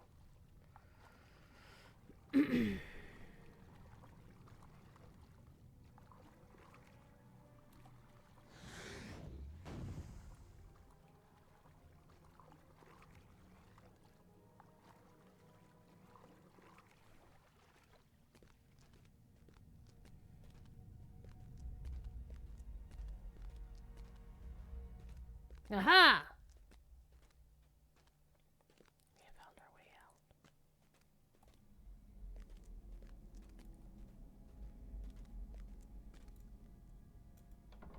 Let us out! Let us out! Let us in! Let us in! It's still the middle of the night. Well, it's the late watch. It's close enough, yeah?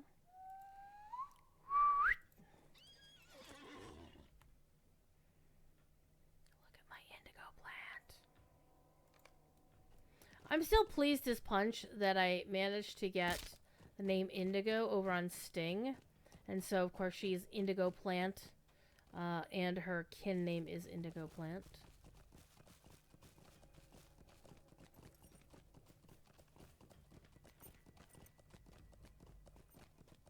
Alright, where's the nearest stable?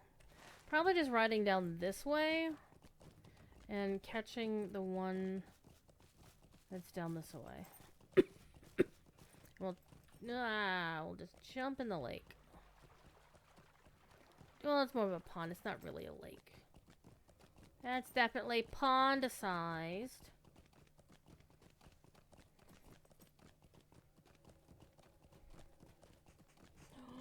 She's curled up in a ball. Hi. Oh, the tummy was not a trap.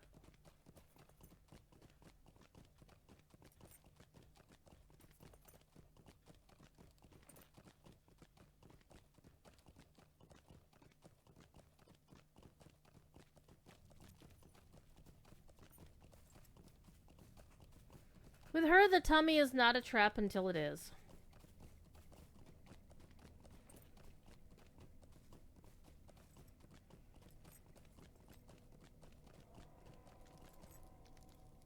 May gewonnen. Okay, we need to go to Thorinhead.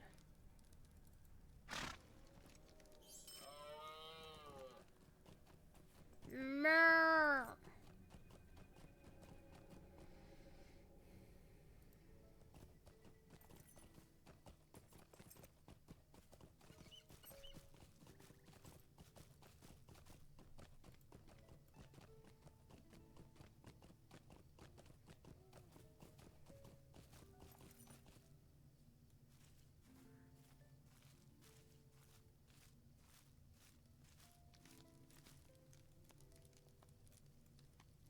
You have given Roddenir the message?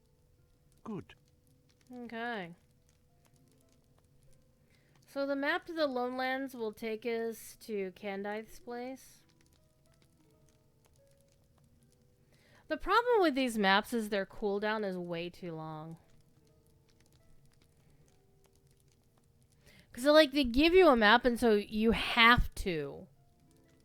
You have to actually skip a couple of the maps and ride the long way. So it's like here, the map to Candithe isn't that bad.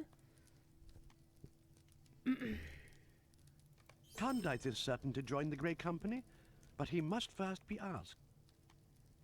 But I would rather take the swift travel to Ceriden's joint.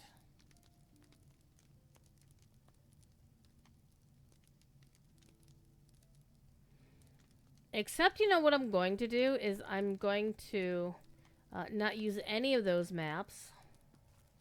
Because the one to get up to Rodnir is probably the one I want to use the most. May gewonnen. Hi.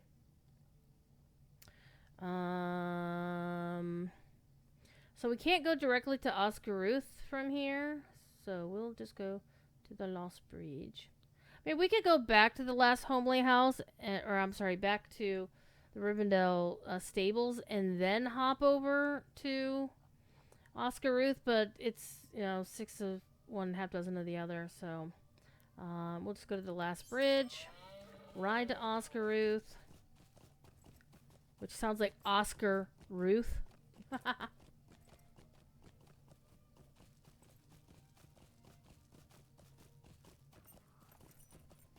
Good night, Holly. Have a good rest of your evening.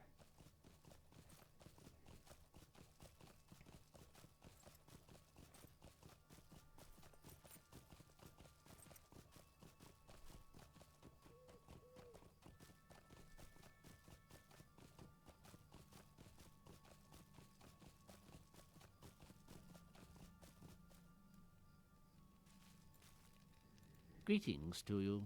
Hi. Again, well, that's also a festive. Isn't that a holiday elk?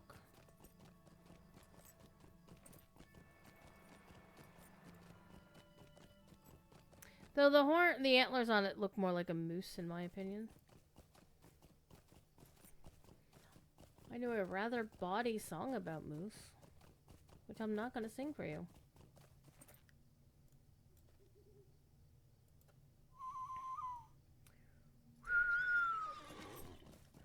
Let's go visit Candice, Candice, Candice. Let's go visit Candice. La la la la la. Oh, it's a storm nest. You getting up and curl up? Oh.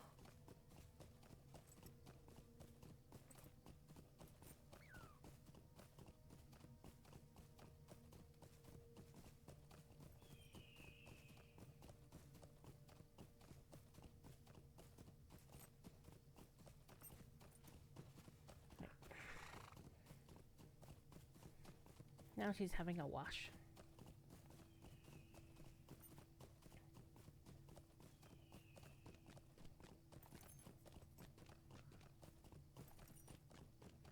So earlier this evening, after my official Locho stream, and I got a little eepy. So I took a brief nap, and I basically put my feet on that chair over there, leaned back in this chair, and kind of just like zonked out. And when I woke up, she was stretched, you know, how you put your legs out on your lazy boy chair, you know, put your feet up, and then your cat curls up. So she was basically curled up on my feet, on my legs, you know, just in parallel.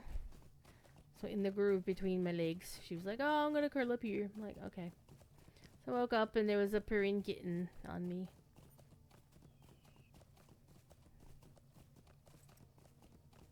Which is how I wake up most mornings, but in bed normally.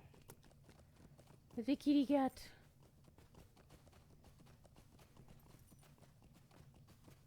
What are you looking at me for? Hi, Stormlost.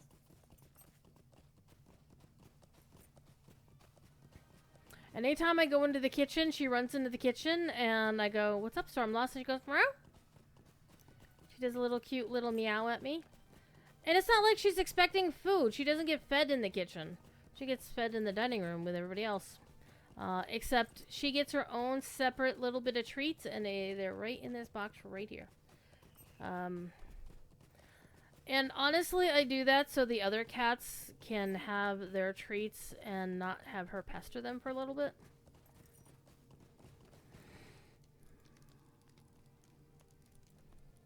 So, the time has come at last. Yep, we're gonna go find your hidden cache, bud.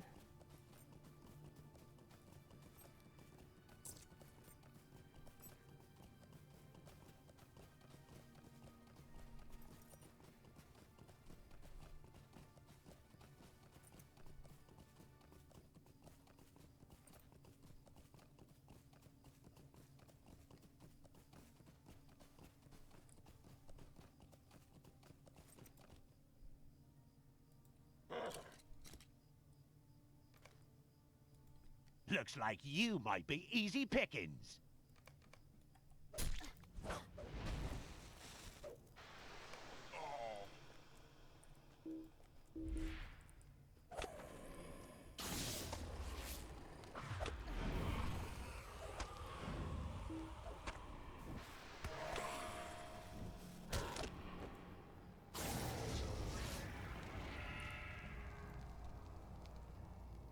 Well, I wasn't even easy pickings for that little butthead.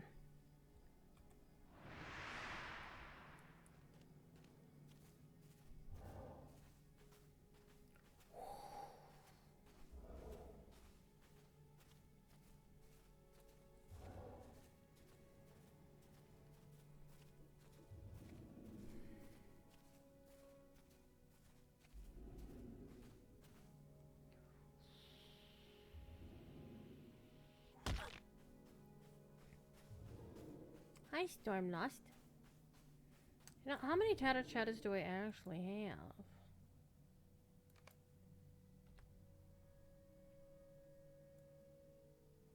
I have 20 out of 1,000.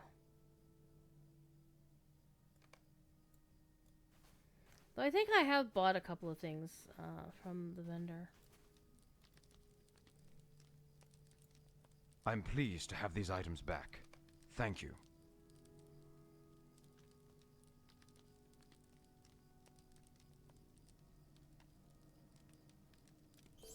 We will have need of Cyrodiil's calming wisdom on the road south. Too bad you can't actually, like, you know, Cyrodiil will give you a destination to go here, but there's no return journey. So, it's time to go on a return journey.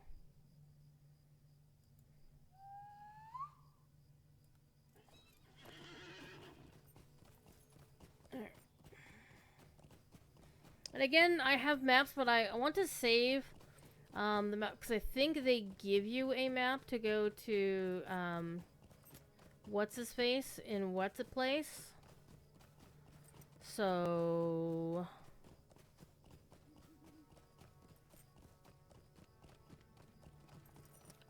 I don't remember if I have the Vorachel thing unlocked. So we're just gonna go take the straight route. This would be a lot faster if I had a war steed. But alas, I do not have a war steed, so we just have to go. You can go your own way. La da da da da da dum. Ba ba ba ba ba ba ba da ba da ba da bum. Actually, this is a good place to do this. I'm surprised I didn't die, but that's okay. Alright.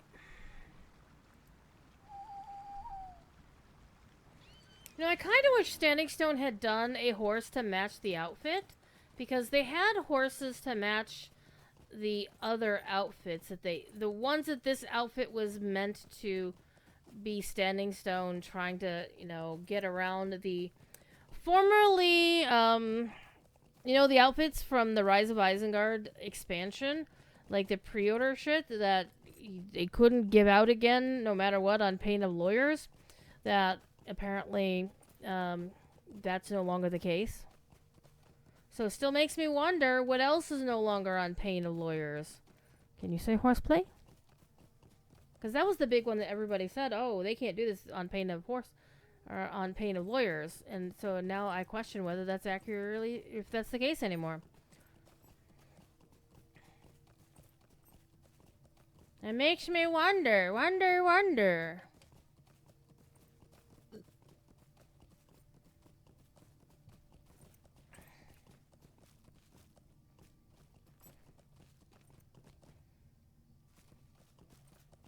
I was actually considering buying one of those packs, because it's not like I don't have the points for it. I totally have the points for it.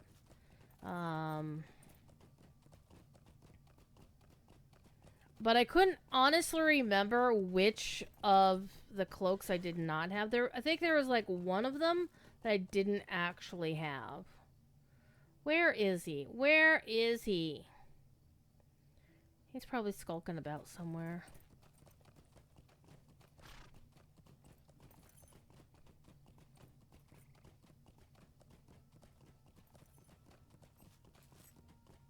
You know what I'm thinking about, right? Right.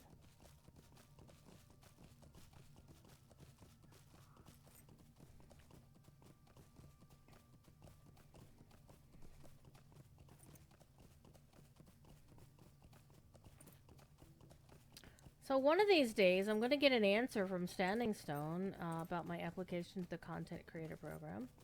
I did apply. I did make note that I didn't have a lot of recent Lotro content because I was head down doing DDO content to get off to a good start for the DDO Content Creator Program. And also my gaming priorities was for that. But I made note that the DDO event that I was working through would be over that weekend, though it got extended another week. Oh well. And that I would be able to maintain activity in both sides. And, you know, noted that I'd been playing Lotro from the day it opened, actually 3 days before. Open beta. Which is why I have such kick-ass names on my account in places.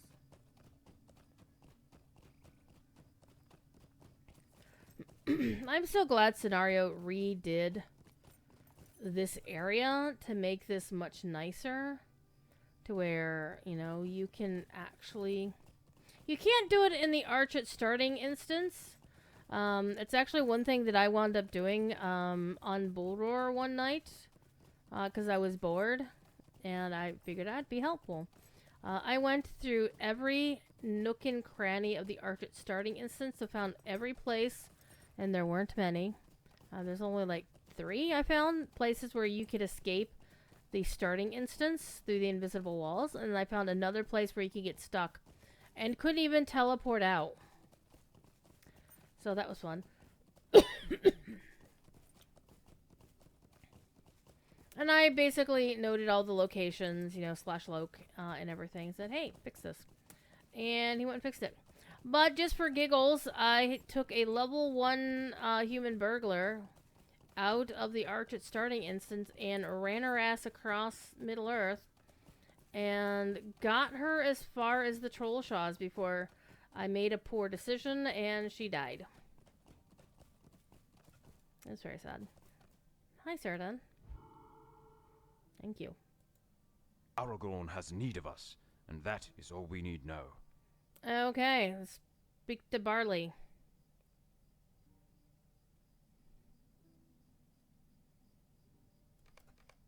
Okay, warn Barley. I can warn Barley.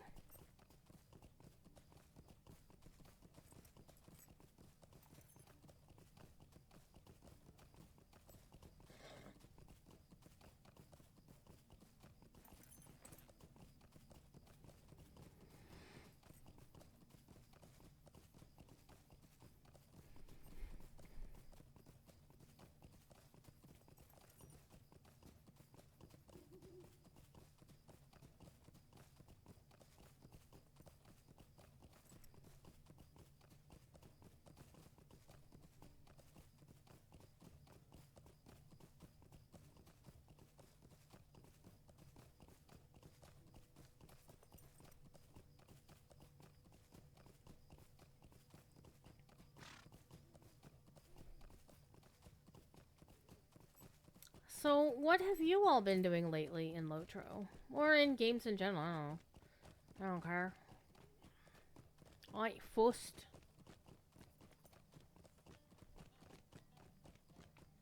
Ooh, somebody is crafting some coffee. Is that coffee?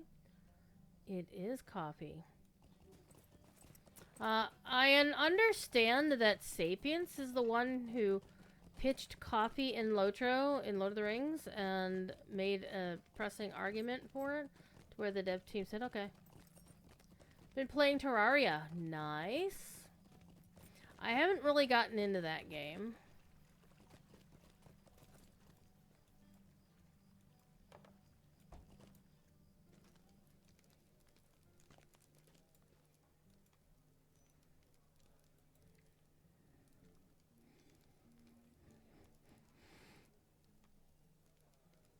Oh.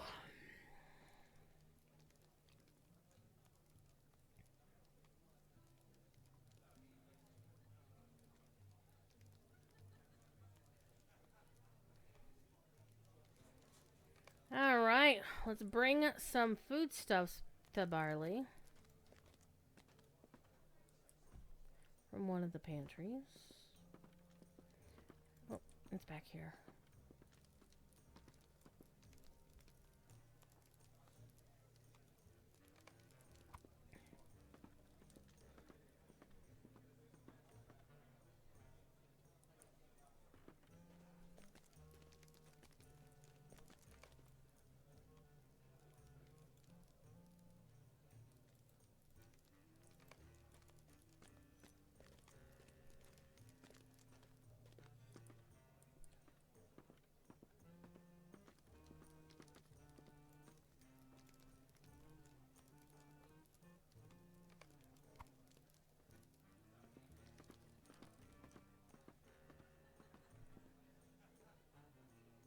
And during your rest, you don't look like you're resting. You look like you're being lazy. That guy's like every forum poster who's like, you come up, like they have an argument, this is my point, and then you come up with a nice counter argument, and then they change the goalposts. Been going through the new part because your main actually got out of Imladris for a change and is up to her neck in roleplay. Nice! Nice. Sounds like fun. Yes, I have completed the whole story. Well, the main epic story. Haven't done all the side quests yet. It will happen at some point. You know, as Yes always used to sing, it will happen to you. It will happen to me. It will happen to everyone eventually. Back in their 80s era, the 90215, 90215? No, yeah, 90125. It's their the album number. Was actually a really good album. I thought it was really nice. Okay, much to do. One thing, Druid types in Bree. That guy over there, he's a bit of a Corsor. Encourage him. Yeah, get out of here.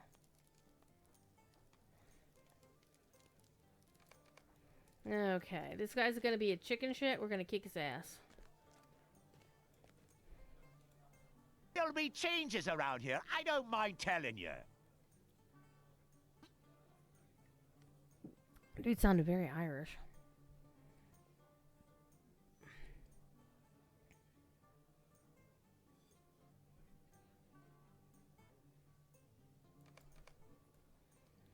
Alright, we're gonna take it outside, are we? Alright.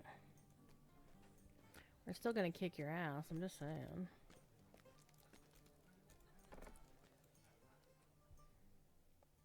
I mean, anybody around here would be like, what kind of name is Uktruid? It's not a proper name. That's not respectable.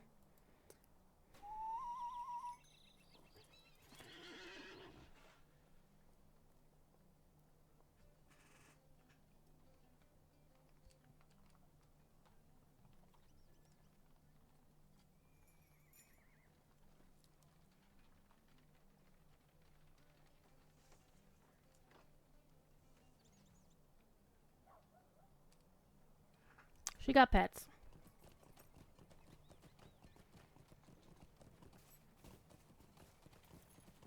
I wish she always stayed in like one specific spot so I could just put a webcam on that spot and so you could have kitty cam. I think you'd all enjoy kitty cam. Everybody enjoys kitty cam. Every streamer that I know that does like a camera for one or more of their pets, everybody loves it.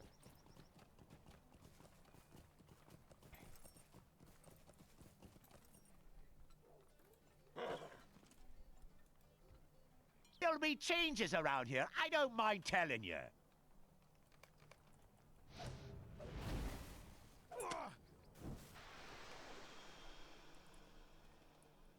Alright, let's get back to Ceradon.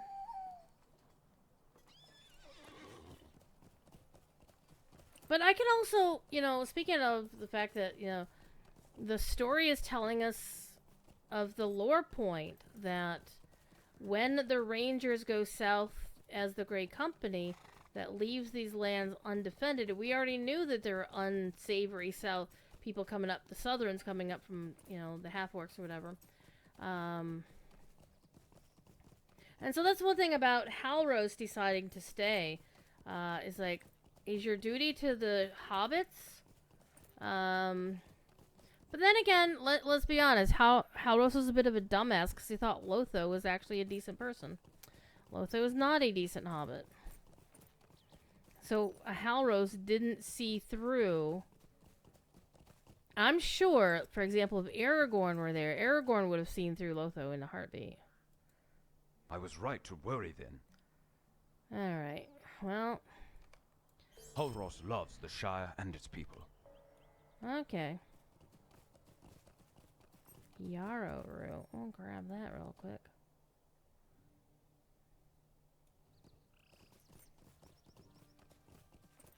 I'm gonna go down to the west gate and take the stable to Mickledelving.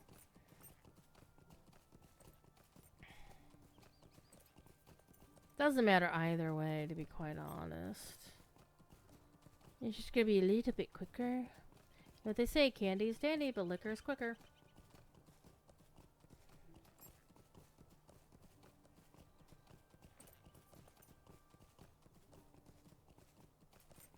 I've also been kind of thinking about possibly doing a thing that I do for DDO now.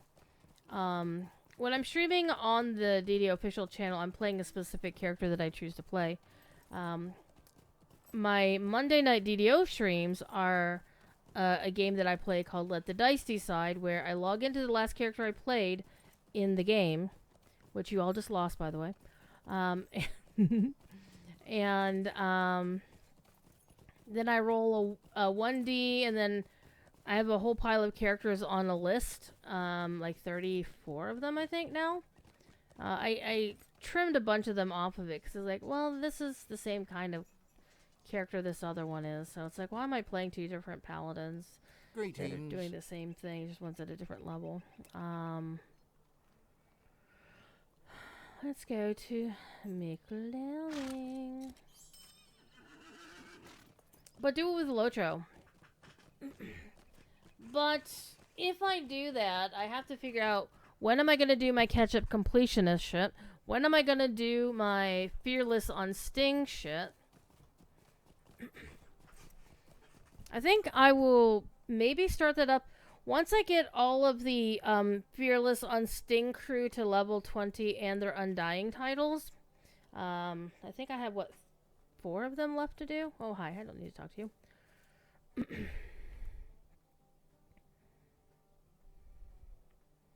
Yeah, we're good there.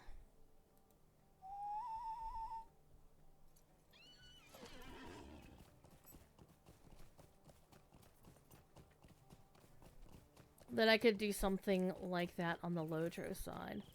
But have it be a selection from my Peregrine characters. Can I actually do? Hold on. Roll 1d20.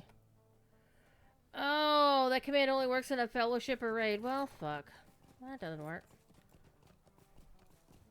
Because one of the things I like to do with that is I like to do it on camera, so you see the /roll command. But I could probably find, Devilor uses one, an online die. But I think the die that he uses, the random number generator he uses, it's meant to be D&D dice. So you only have like a D20 as the max. You can like do a D8, D4, D10, but you can't do just a random D. I mean, you could do a random D, but it's a completely separate conversation. I'm just saying. This is the part where I waggle my eyebrows at you, but you can't see my eye. Well, kind of, but behind my glasses.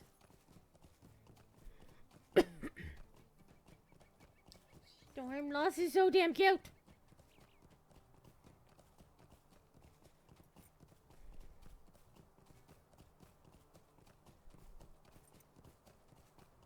I'm probably, tomorrow night I will be streaming again. Hopefully on time. The plan is to stream DDO. To get another personal DDO stream in before the end of the month. So I'm gonna get one on Monday as well. When is the end of the month? Hold on. When is the end of the... Well, the end of the month is actually next Saturday. Not tomorrow Saturday, but next Saturday. So I'll have one more DDO, personal DDO stream. Maybe I could do another Lotro stream tomorrow night. Honestly, I could do that. Play some more of this. Now that we're past the Siege of Mirkwood, I'm actually pretty happy.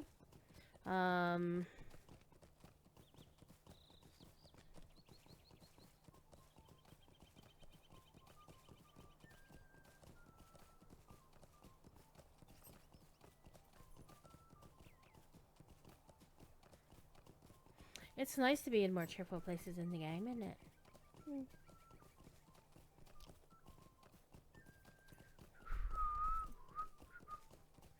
One thing I'm wondering,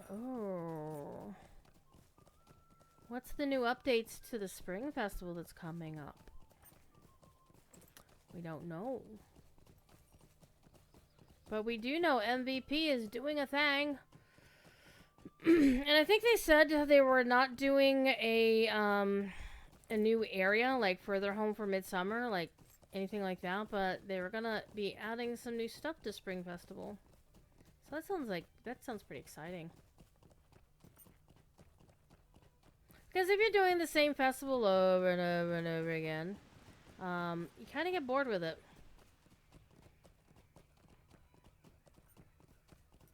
And it surprises me a little bit that people aren't clamoring, some people are, clamoring for an update to Harvest Math, but I'm like, they've already updated Harvest Math. We got Wistmead, which is amazing. I love Wistmead. I keep forgetting to leave a captain in Wistmead, so I can just summon people there, so you can listen to the cool music, look at the cool ambiance, just hang out. I do have a captain who's in Furtherhome, though. Or not Furtherhome, but who's in Frostbluff. There are troublemakers loose in the Green Hill country. Alright, the troublemaker in stock and the troublemaker in the Green Hill country. On it, bud. Let's go. Let's go to stock.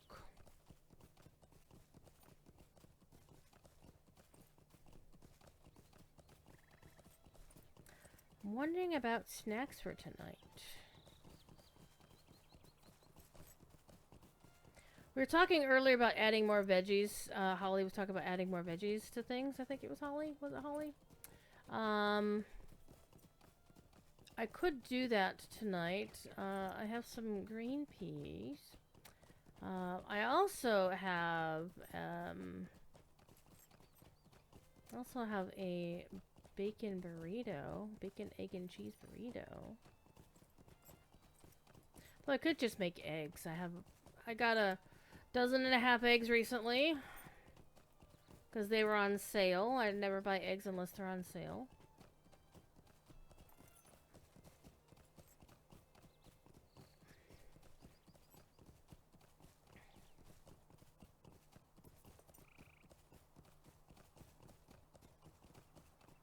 But that's not veggies.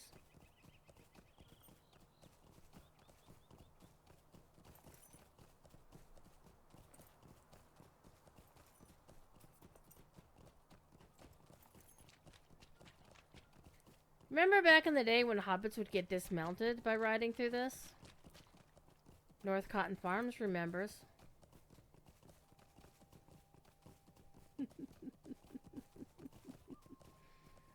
We need to make that an actual proper Lord of the Rings Online meme.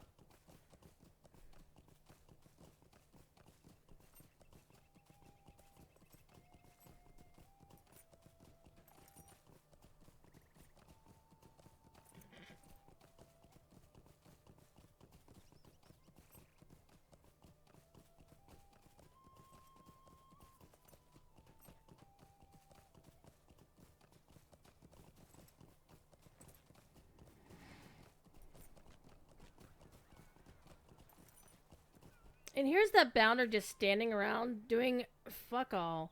Oi, Mr. Troublemaker. You'll be in for a fight if you mess with me and my gang.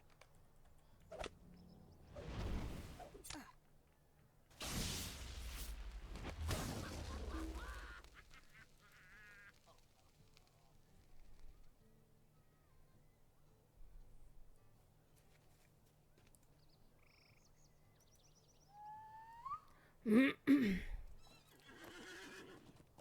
go to the one in the Green Hill country. We'll ride across this farmer's field. And we'll go this way. Nice, pleasant ride through the back paths of the Shire. We shall not be tempted by the mushrooms at Bamperlong. No. I said we will not be tempted by the mushrooms at Bamperlong.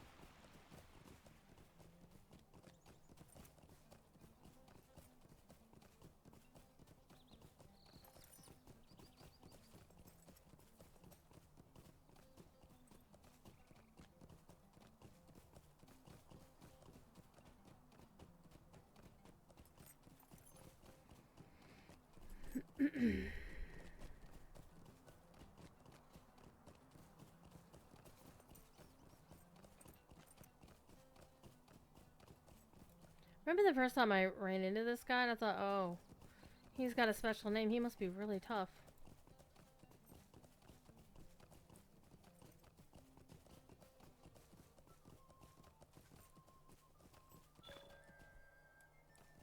Okay, this is not where I need to be.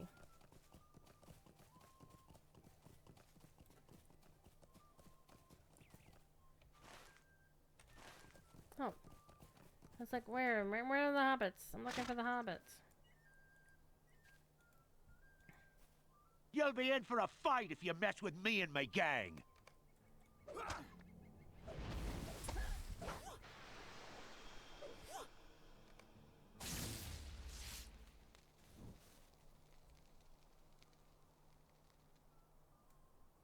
Alright, back to Halros we go.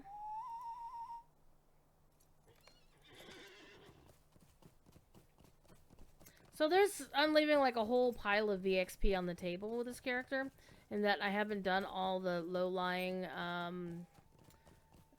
Slayer deeds. Don't really feel the need. That's one thing about a lot of video games where you have more direct dealings with the high-performance players, and they just don't understand that you don't need all of these things that they go in hard on in order to play the game. It's perfectly viable if you're just being a filthy casual. And I'm seeing that evident in DDO. The big fight right now is about the free anniversary gift that's coming out probably next week. The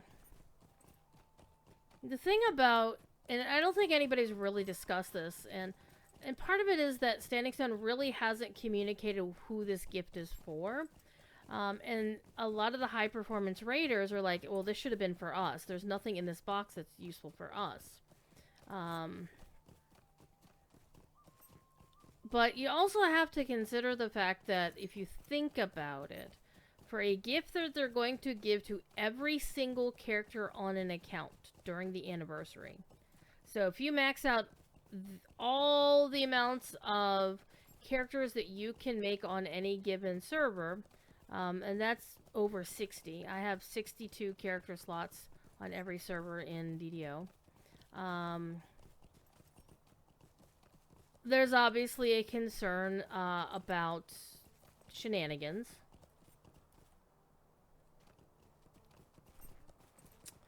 And the first iteration of the list that was going to be in the box was a couple of things that are useful for anybody if you don't already have it. And most of them were raid items, but not current raid items. They were from raids from before, like, the past 2 or 3 expansions. So they weren't useful as raid items for if you were operating at the top tier of raiding. These boxes were useless to you because you already had the one thing that's useful to everybody. In most cases, you would have already picked it up in the appropriate raid or whatever. But what happened was, these folks went and scorched the forums. They scorched Discord. I'm sure they went on Reddit and bitched about it too. To where Standing Stone went back and revised the list. Because what a lot of raiders do when they get older raid pieces, this is one of the reasons that kind of inspired my set bonus discussion earlier today on the official. And one of the reasons why I don't like set bonuses. In DDO, you can take a piece of gear and crunch it down in the Kenneth crafting thing. Their crafting is very different than in Lotro. Where you can deconstruct a piece of gear, and if it has a set bonus on it, you can take that set bonus and create an augment, basically an essence. And you can slot that essence into another piece of gear and give it the set bonus. So what you could wind up doing is if your thing had 3 augment slots on it, of different kinds, because they're generally color-coded. Like, there's a green one, there's purple, there's red. Red and purple and orange wind up on weapons and shields and orbs that you hold in your hand.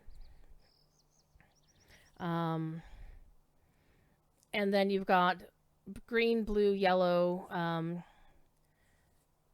basically not the purple, the oranges and the reds, all the other primary and secondary colors there. You could have like topaz, like you could have a green augment slot, but yellow and blue make green, so you could put a blue augment in there, or you could put a yellow augment in there as well as a green one.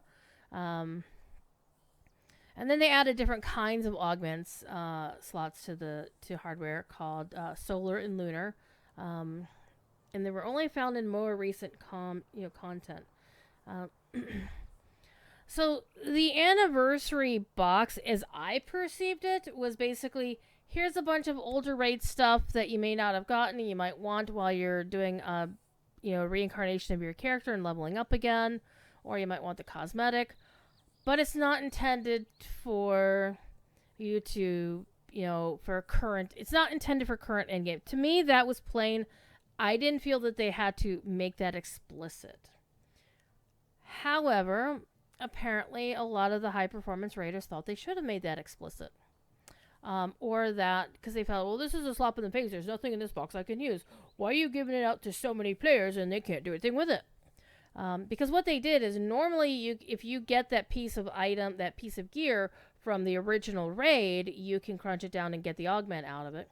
And there was only like a small selection out of the whole wide list that you could do that with. And so when they saw that there were supposed to be all these items on there, what Standing Stone had done, they put a tag on those items coming out of the box to where you couldn't crunch the augmentable ones down into those augments.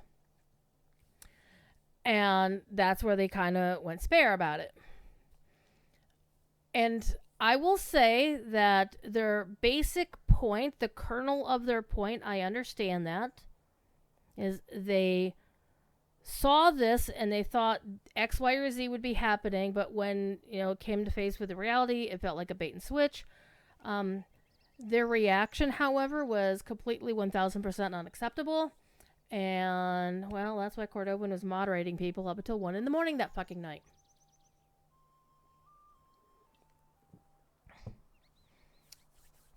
And it was him doing it himself. It wasn't us. There was one other moderator doing a lot of the work.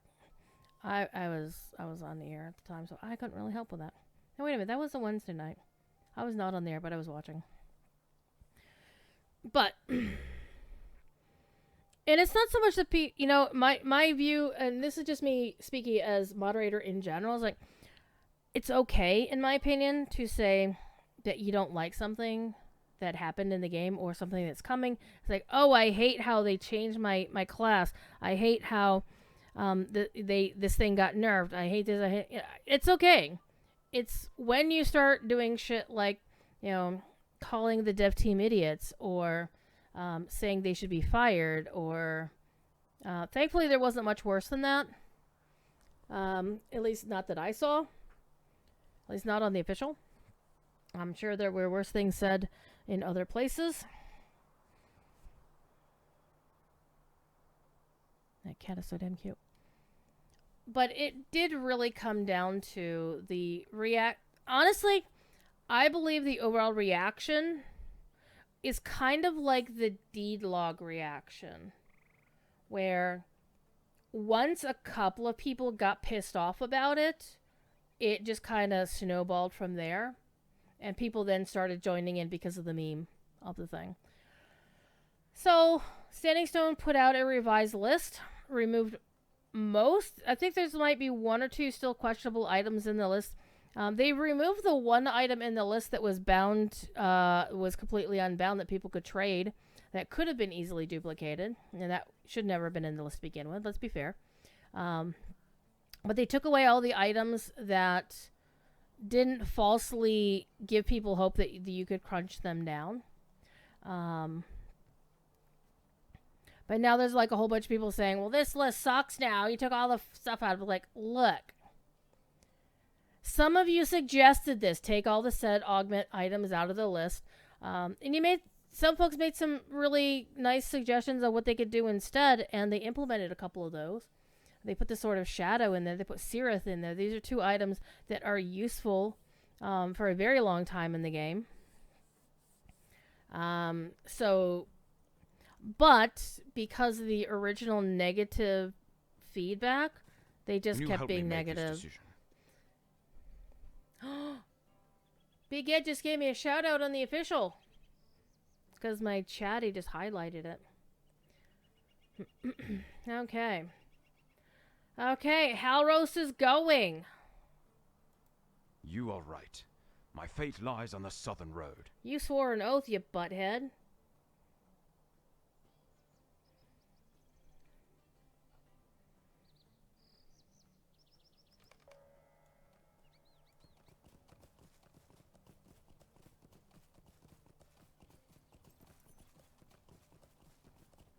So I did like the little side story here about how Halros clearly he underestimated Lotho and Lotho's penchant for evil, shady dealings.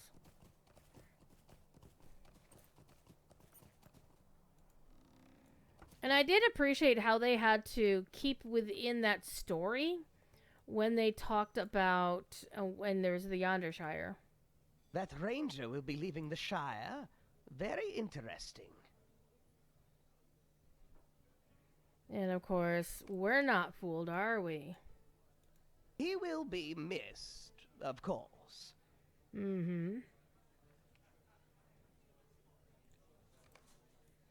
So that also implies that Pimple here is not that stupid as we all thought, that he recognizes the opportunity he now has.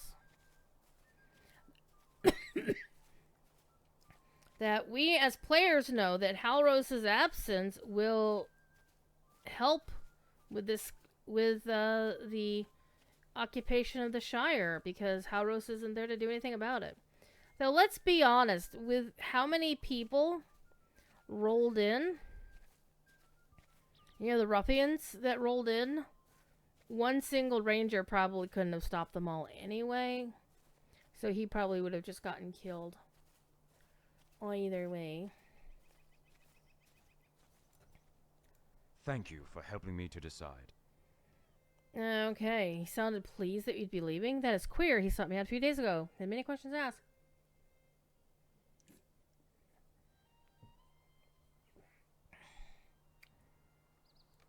Your next journey should take you to Esteldine. Okay, we're gonna go talk to Darvin. We're also gonna talk to Amelia and see if she has anything cool that we can buy from her.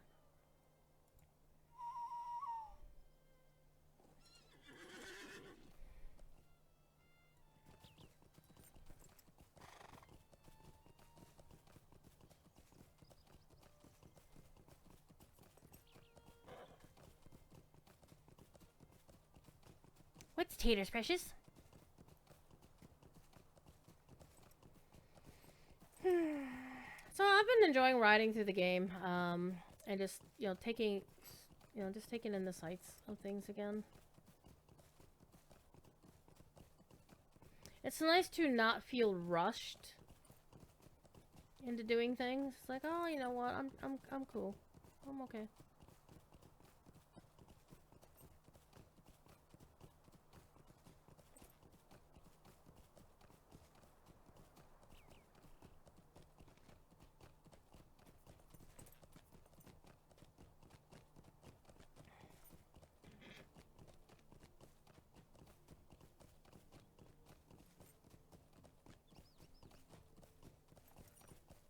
Andy, where can you let me go?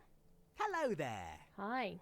We're gonna go to Tenandir. That way we can go straight to Esteldine from there. But Druid, why don't you use the map? Well, it's because I want to wait until I need to use the map to Surrey Kyla. That's why.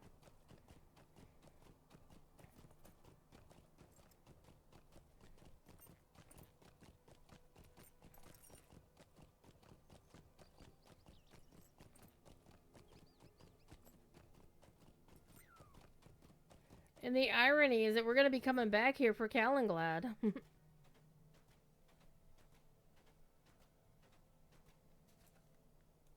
How can I be of service? I would like to go to Istilting. Big Ed Mustafa!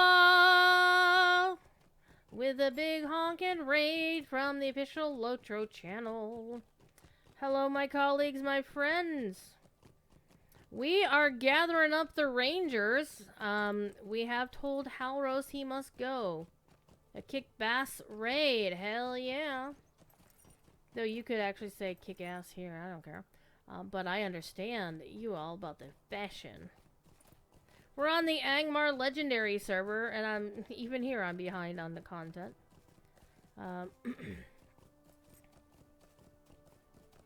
Just having a little bit of a chat about recent kerfuffle in the DDO side over an anniversary gift that apparently wasn't good enough for the highest performers in the game.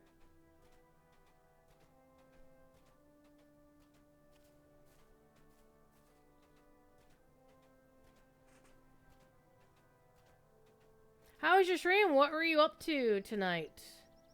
Alright, we're going to talk to Darvin in just a moment, but I want to go talk to Amelia, the harried scholar, because I want to see what she's got in her stuff, because I haven't bought stuff from her in a while. How may I help you? Okay, so I can buy a research scroll to get reputation with her. Light Tome of the Shadow Cat. Wow, there's like... I thought I had more Tattered Shadows than simply 20 of them. I must have bought something at some point. Did I buy the wow, look at that. Replica Hammer of the Gloom of Nirn.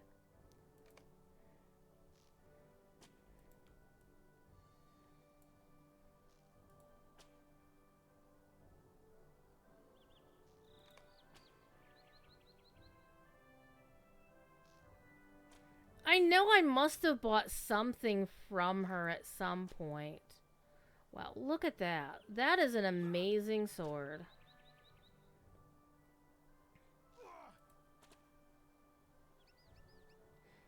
I want to say I probably bought one of the welcome mats.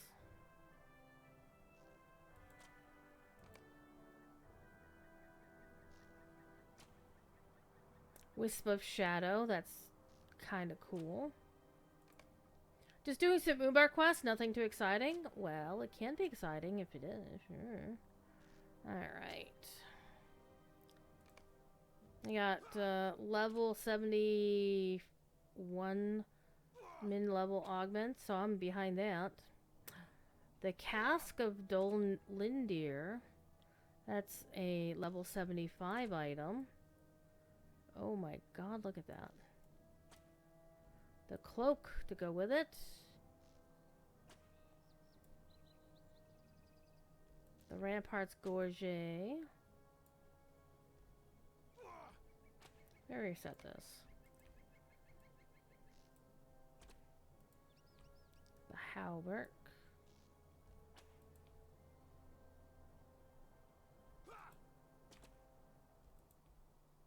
Okay.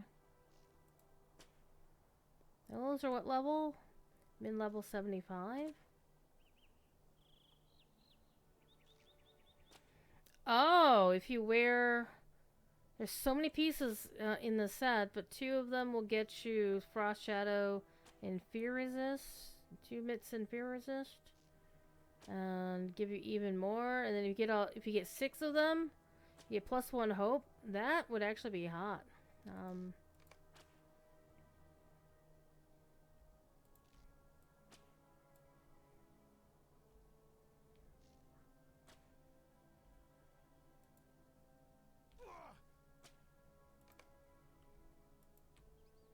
I can't see the diadem at all. What level are these? These are also level 75.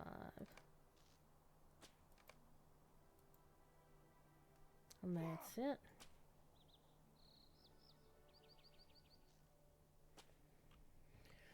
Oh well.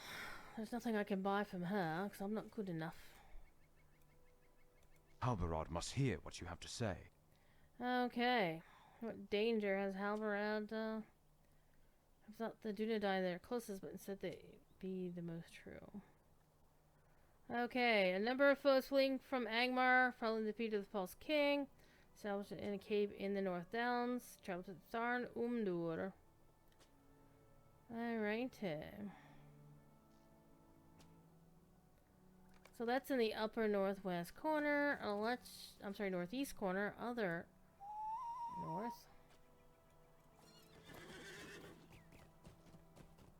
Chicken. Book, book, book, book. Actually, hold on. Let me go look. Because I could have sworn I had more tattered shadows than simply 20 of them.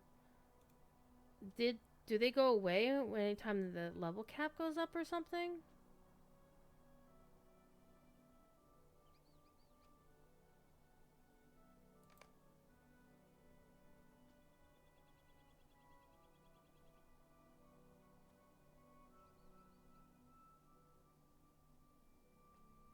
Yeah, I keep housing decos.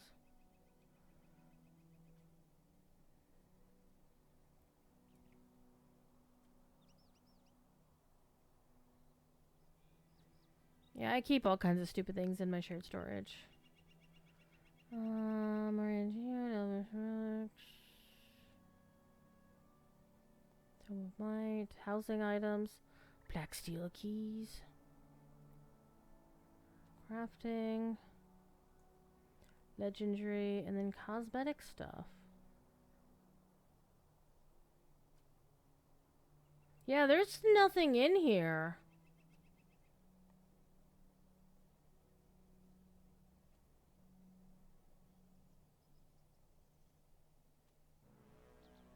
So it sounds to me that every time the level cap goes up, your Tattered Shadows goes to 0, I guess?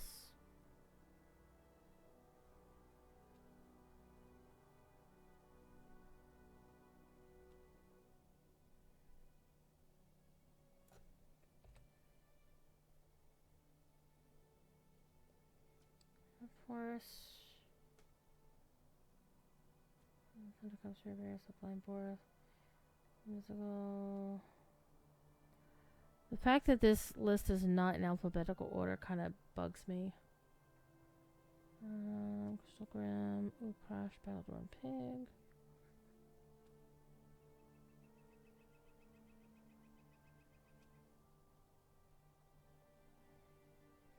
Yeah, I'm not seeing. I don't know. Anywho, for those who don't know, I am Druidsfire, one of the other streamers on the official Lotar channel. I stream Fridays in the afternoon, either at 3 to 6 is my usual time, though the weeks that Professor Corey is away, I take his time slot instead. So I start the day at 1 o'clock, now that Cordo is on hiatus. And we have a bit of fun. Cause a little bit of trouble.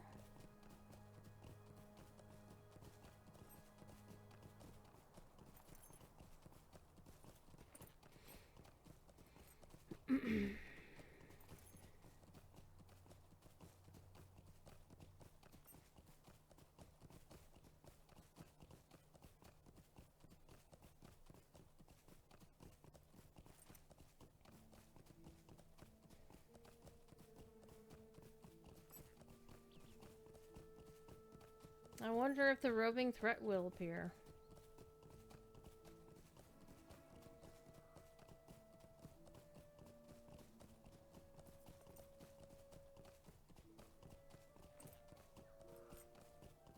Hi, kitty cat. Gonna be streaming for about another 15 minutes or 10-15 minutes or so until we get to a good stopping point after this particular quest.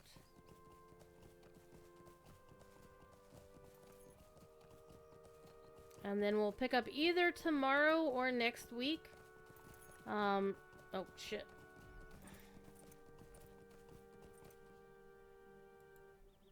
Not you. You.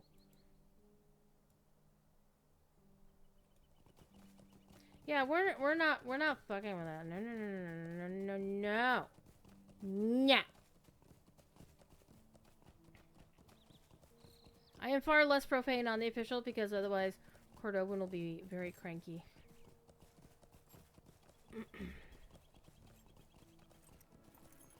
But I have to be very polite and not use 4-letter words in my day job, obviously. My second job for Professor Corey. The one time I heard him use a 4-letter word, and it was like the mildest 4-letter word possible. It was, he said shit.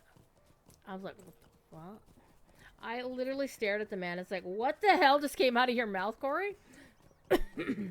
And it was like a quiet epithet under his breath because he was fighting with the recalcitrant hardware at Mythmoot. And it was only me and I think either Sparrow or Sharon were standing nearby. Oh god, it's this quest, isn't it? We win little if the northern lands are lost to evil. Oh, this is gonna take forever. Alright, let's get it done.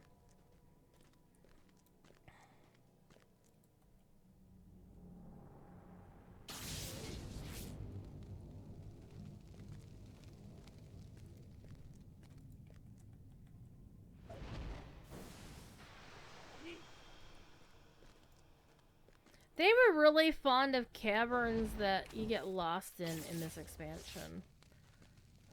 What is on the last one and this one, right? Alright, let's go this way.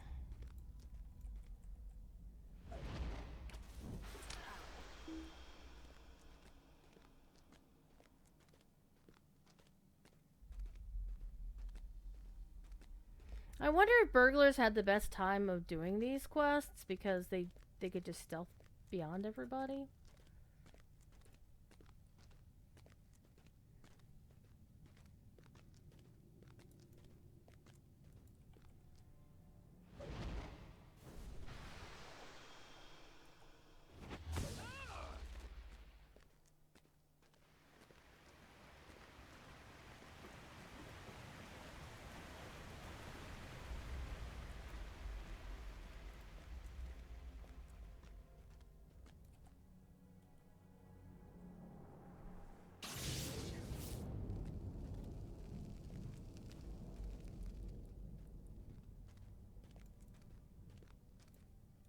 Isn't there supposed to be a statue here?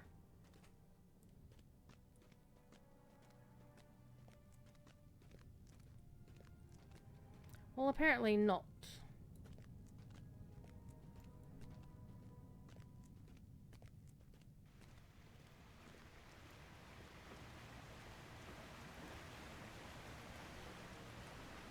Okay, I want to know, how do you get up into that house? There is no ladder. No staircase.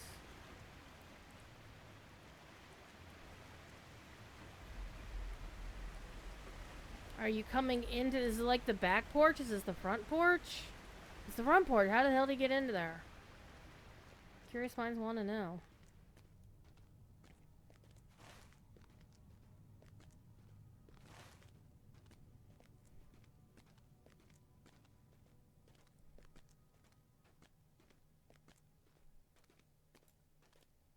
I was like, oh, you have a pathway, you can go in either direction? Nope, I lied. You can't. Because they're on a different level. One thing I really despise about this game are the lack of 3D maps here. Proper 3D maps.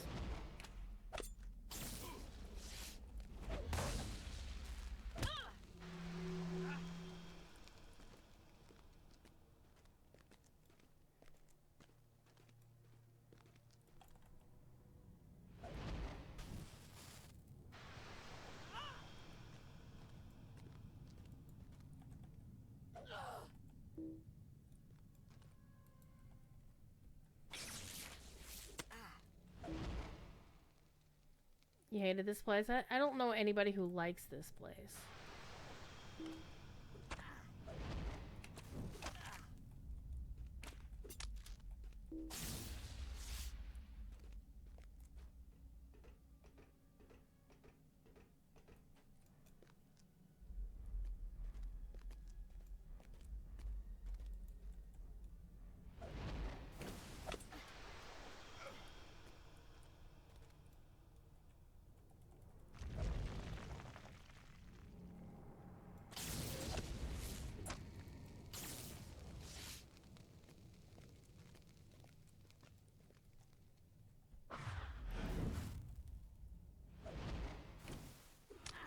Oh, sure. You're not coming over here? Fine, whatever.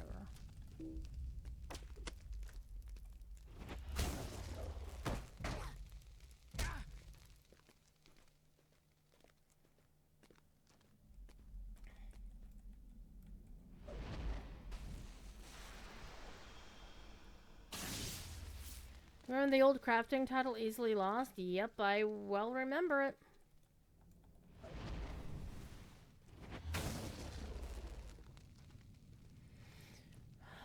This is almost as bad as Elendor.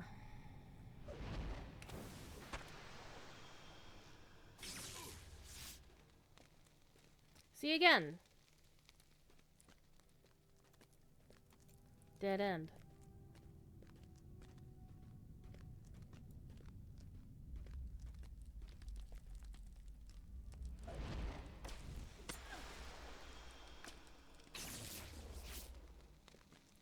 Finally, there's one of the statues, and it's got a quest ring, but you don't actually have a quest. Okay. Yeah.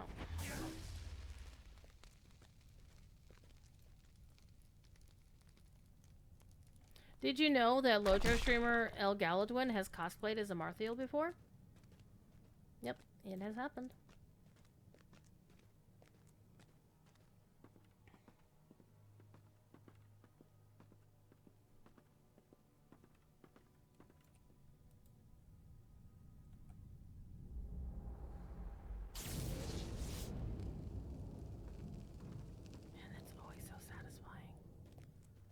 It feels like, oh, is that the way out? No, not really. I think we actually need to go this way. Oh, there's one.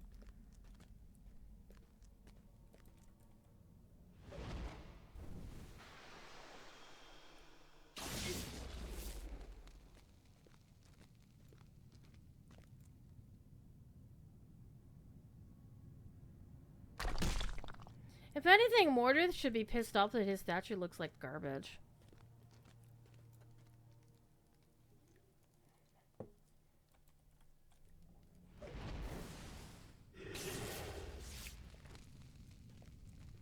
What's going on in my Discord? Why am I being tagged? Tuba tells me they're gonna get another 1-2 feet of snow in New England. Ugh, poor souls. Oh, bad. Look at there, nothing here. And unlike Goblin Town, these big old doors are not actually doors. That's actually just. So it's like, why does this chamber exist? There's no point to it. It's not living quarters. There's nothing. There's no reason for that to be there.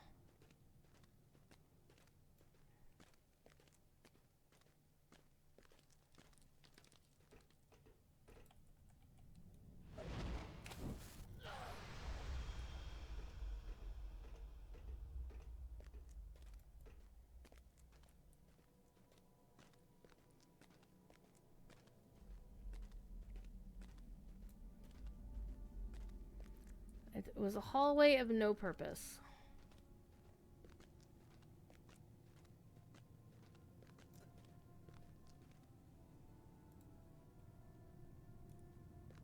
I think you can actually still get the old crafting titles. I think. I seem to recall that being a thing.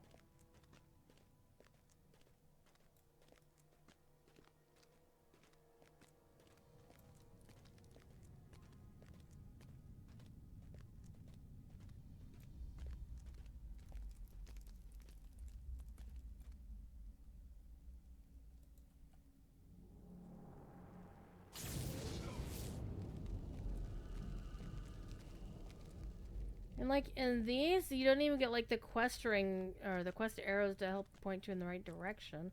But hey, I guessed right.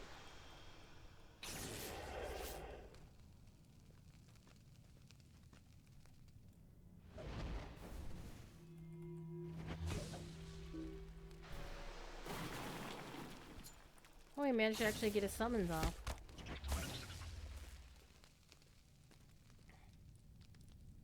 Look how shabby that looks.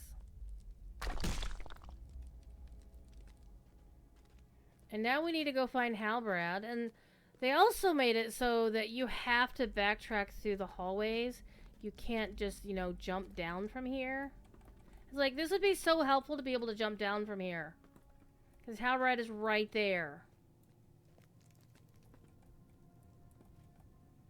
And my character is clever enough to be able to jump over this, but no. They make it so you have to run your entire... Hold on. Like, even here. Oh, never mind. Oh, hi.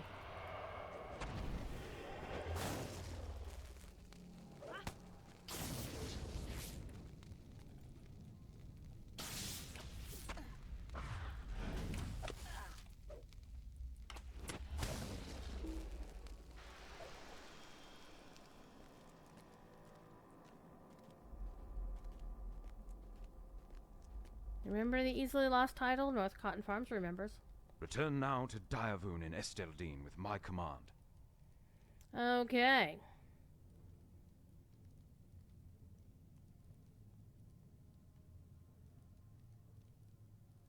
See, here we have a company of enough rangers that we can pick and choose. Like, okay, some of y'all are actually going to stay behind to protect people. They're not pulling all the rangers out.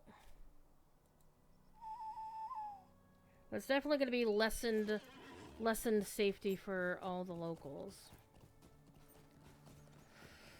Okay, we might... I don't think we'll actually ding level 66 with this quest.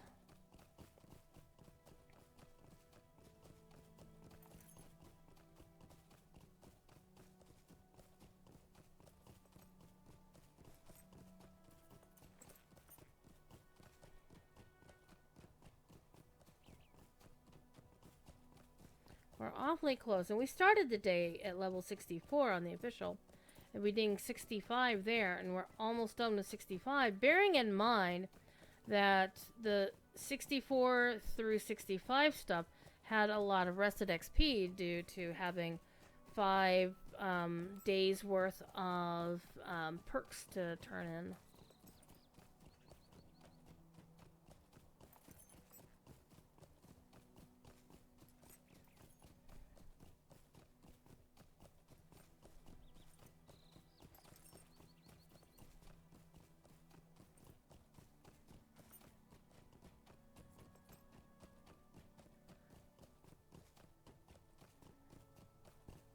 There is actually a rare, one of these dudes. A rare Jorthkin, like a named rare. But I've only ever seen him like twice. And all the times I've been ever questing around here.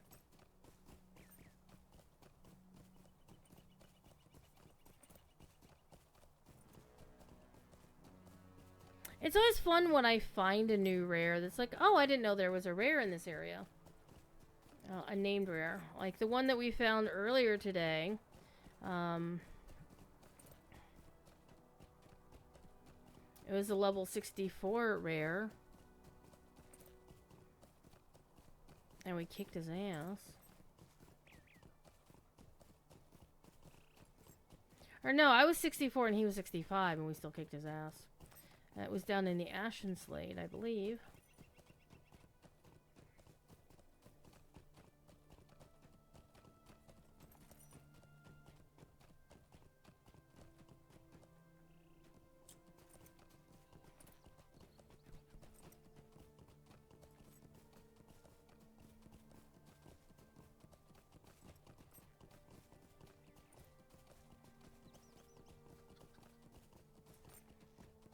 Alrighty, Dervin. I will do as Halbarad wishes. We got some shoulders here. Ooh, we're gonna lose vitality, but we're gonna get some will. We're gonna get some crit rating. Okay, okay. We'll take those. Ooh, we did ding. Yeah, the map to Forachel, this is the one I wanted to make sure was not going to be on cooldown. Alright, let's go to Esteldine at least, so we're there. When I pick up from there, hold on. Wait, I'm in the wrong place. Dar. And then we're gonna call a night. I'm gonna go get snacks. I'm gonna go watch Devilor. How can I be of service?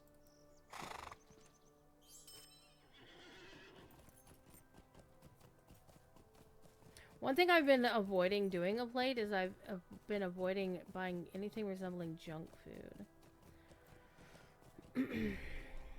Though I am kind of craving potato chips right now, I'm not gonna lie.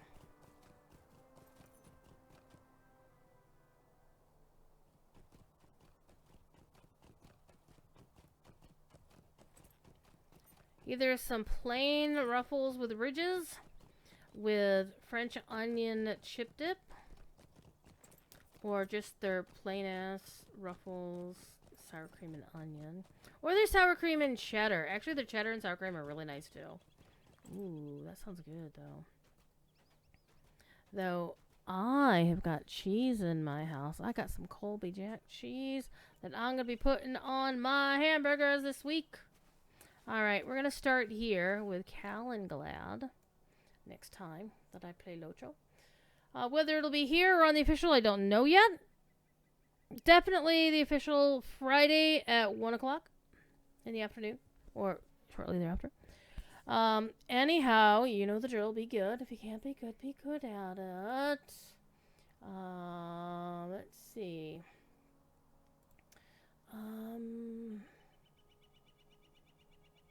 There's a few other folks playing Locho. I would probably recommend... I'll send down over to Poutine, because Poutine has raided me a few times, so I should return the favor. So we're going to send down over to Poutine. Okay, right. Poutine Oboen. That's not how you spell his name. Anyhow, be good. If you can't be good at it. I will talk to you later. Bye now.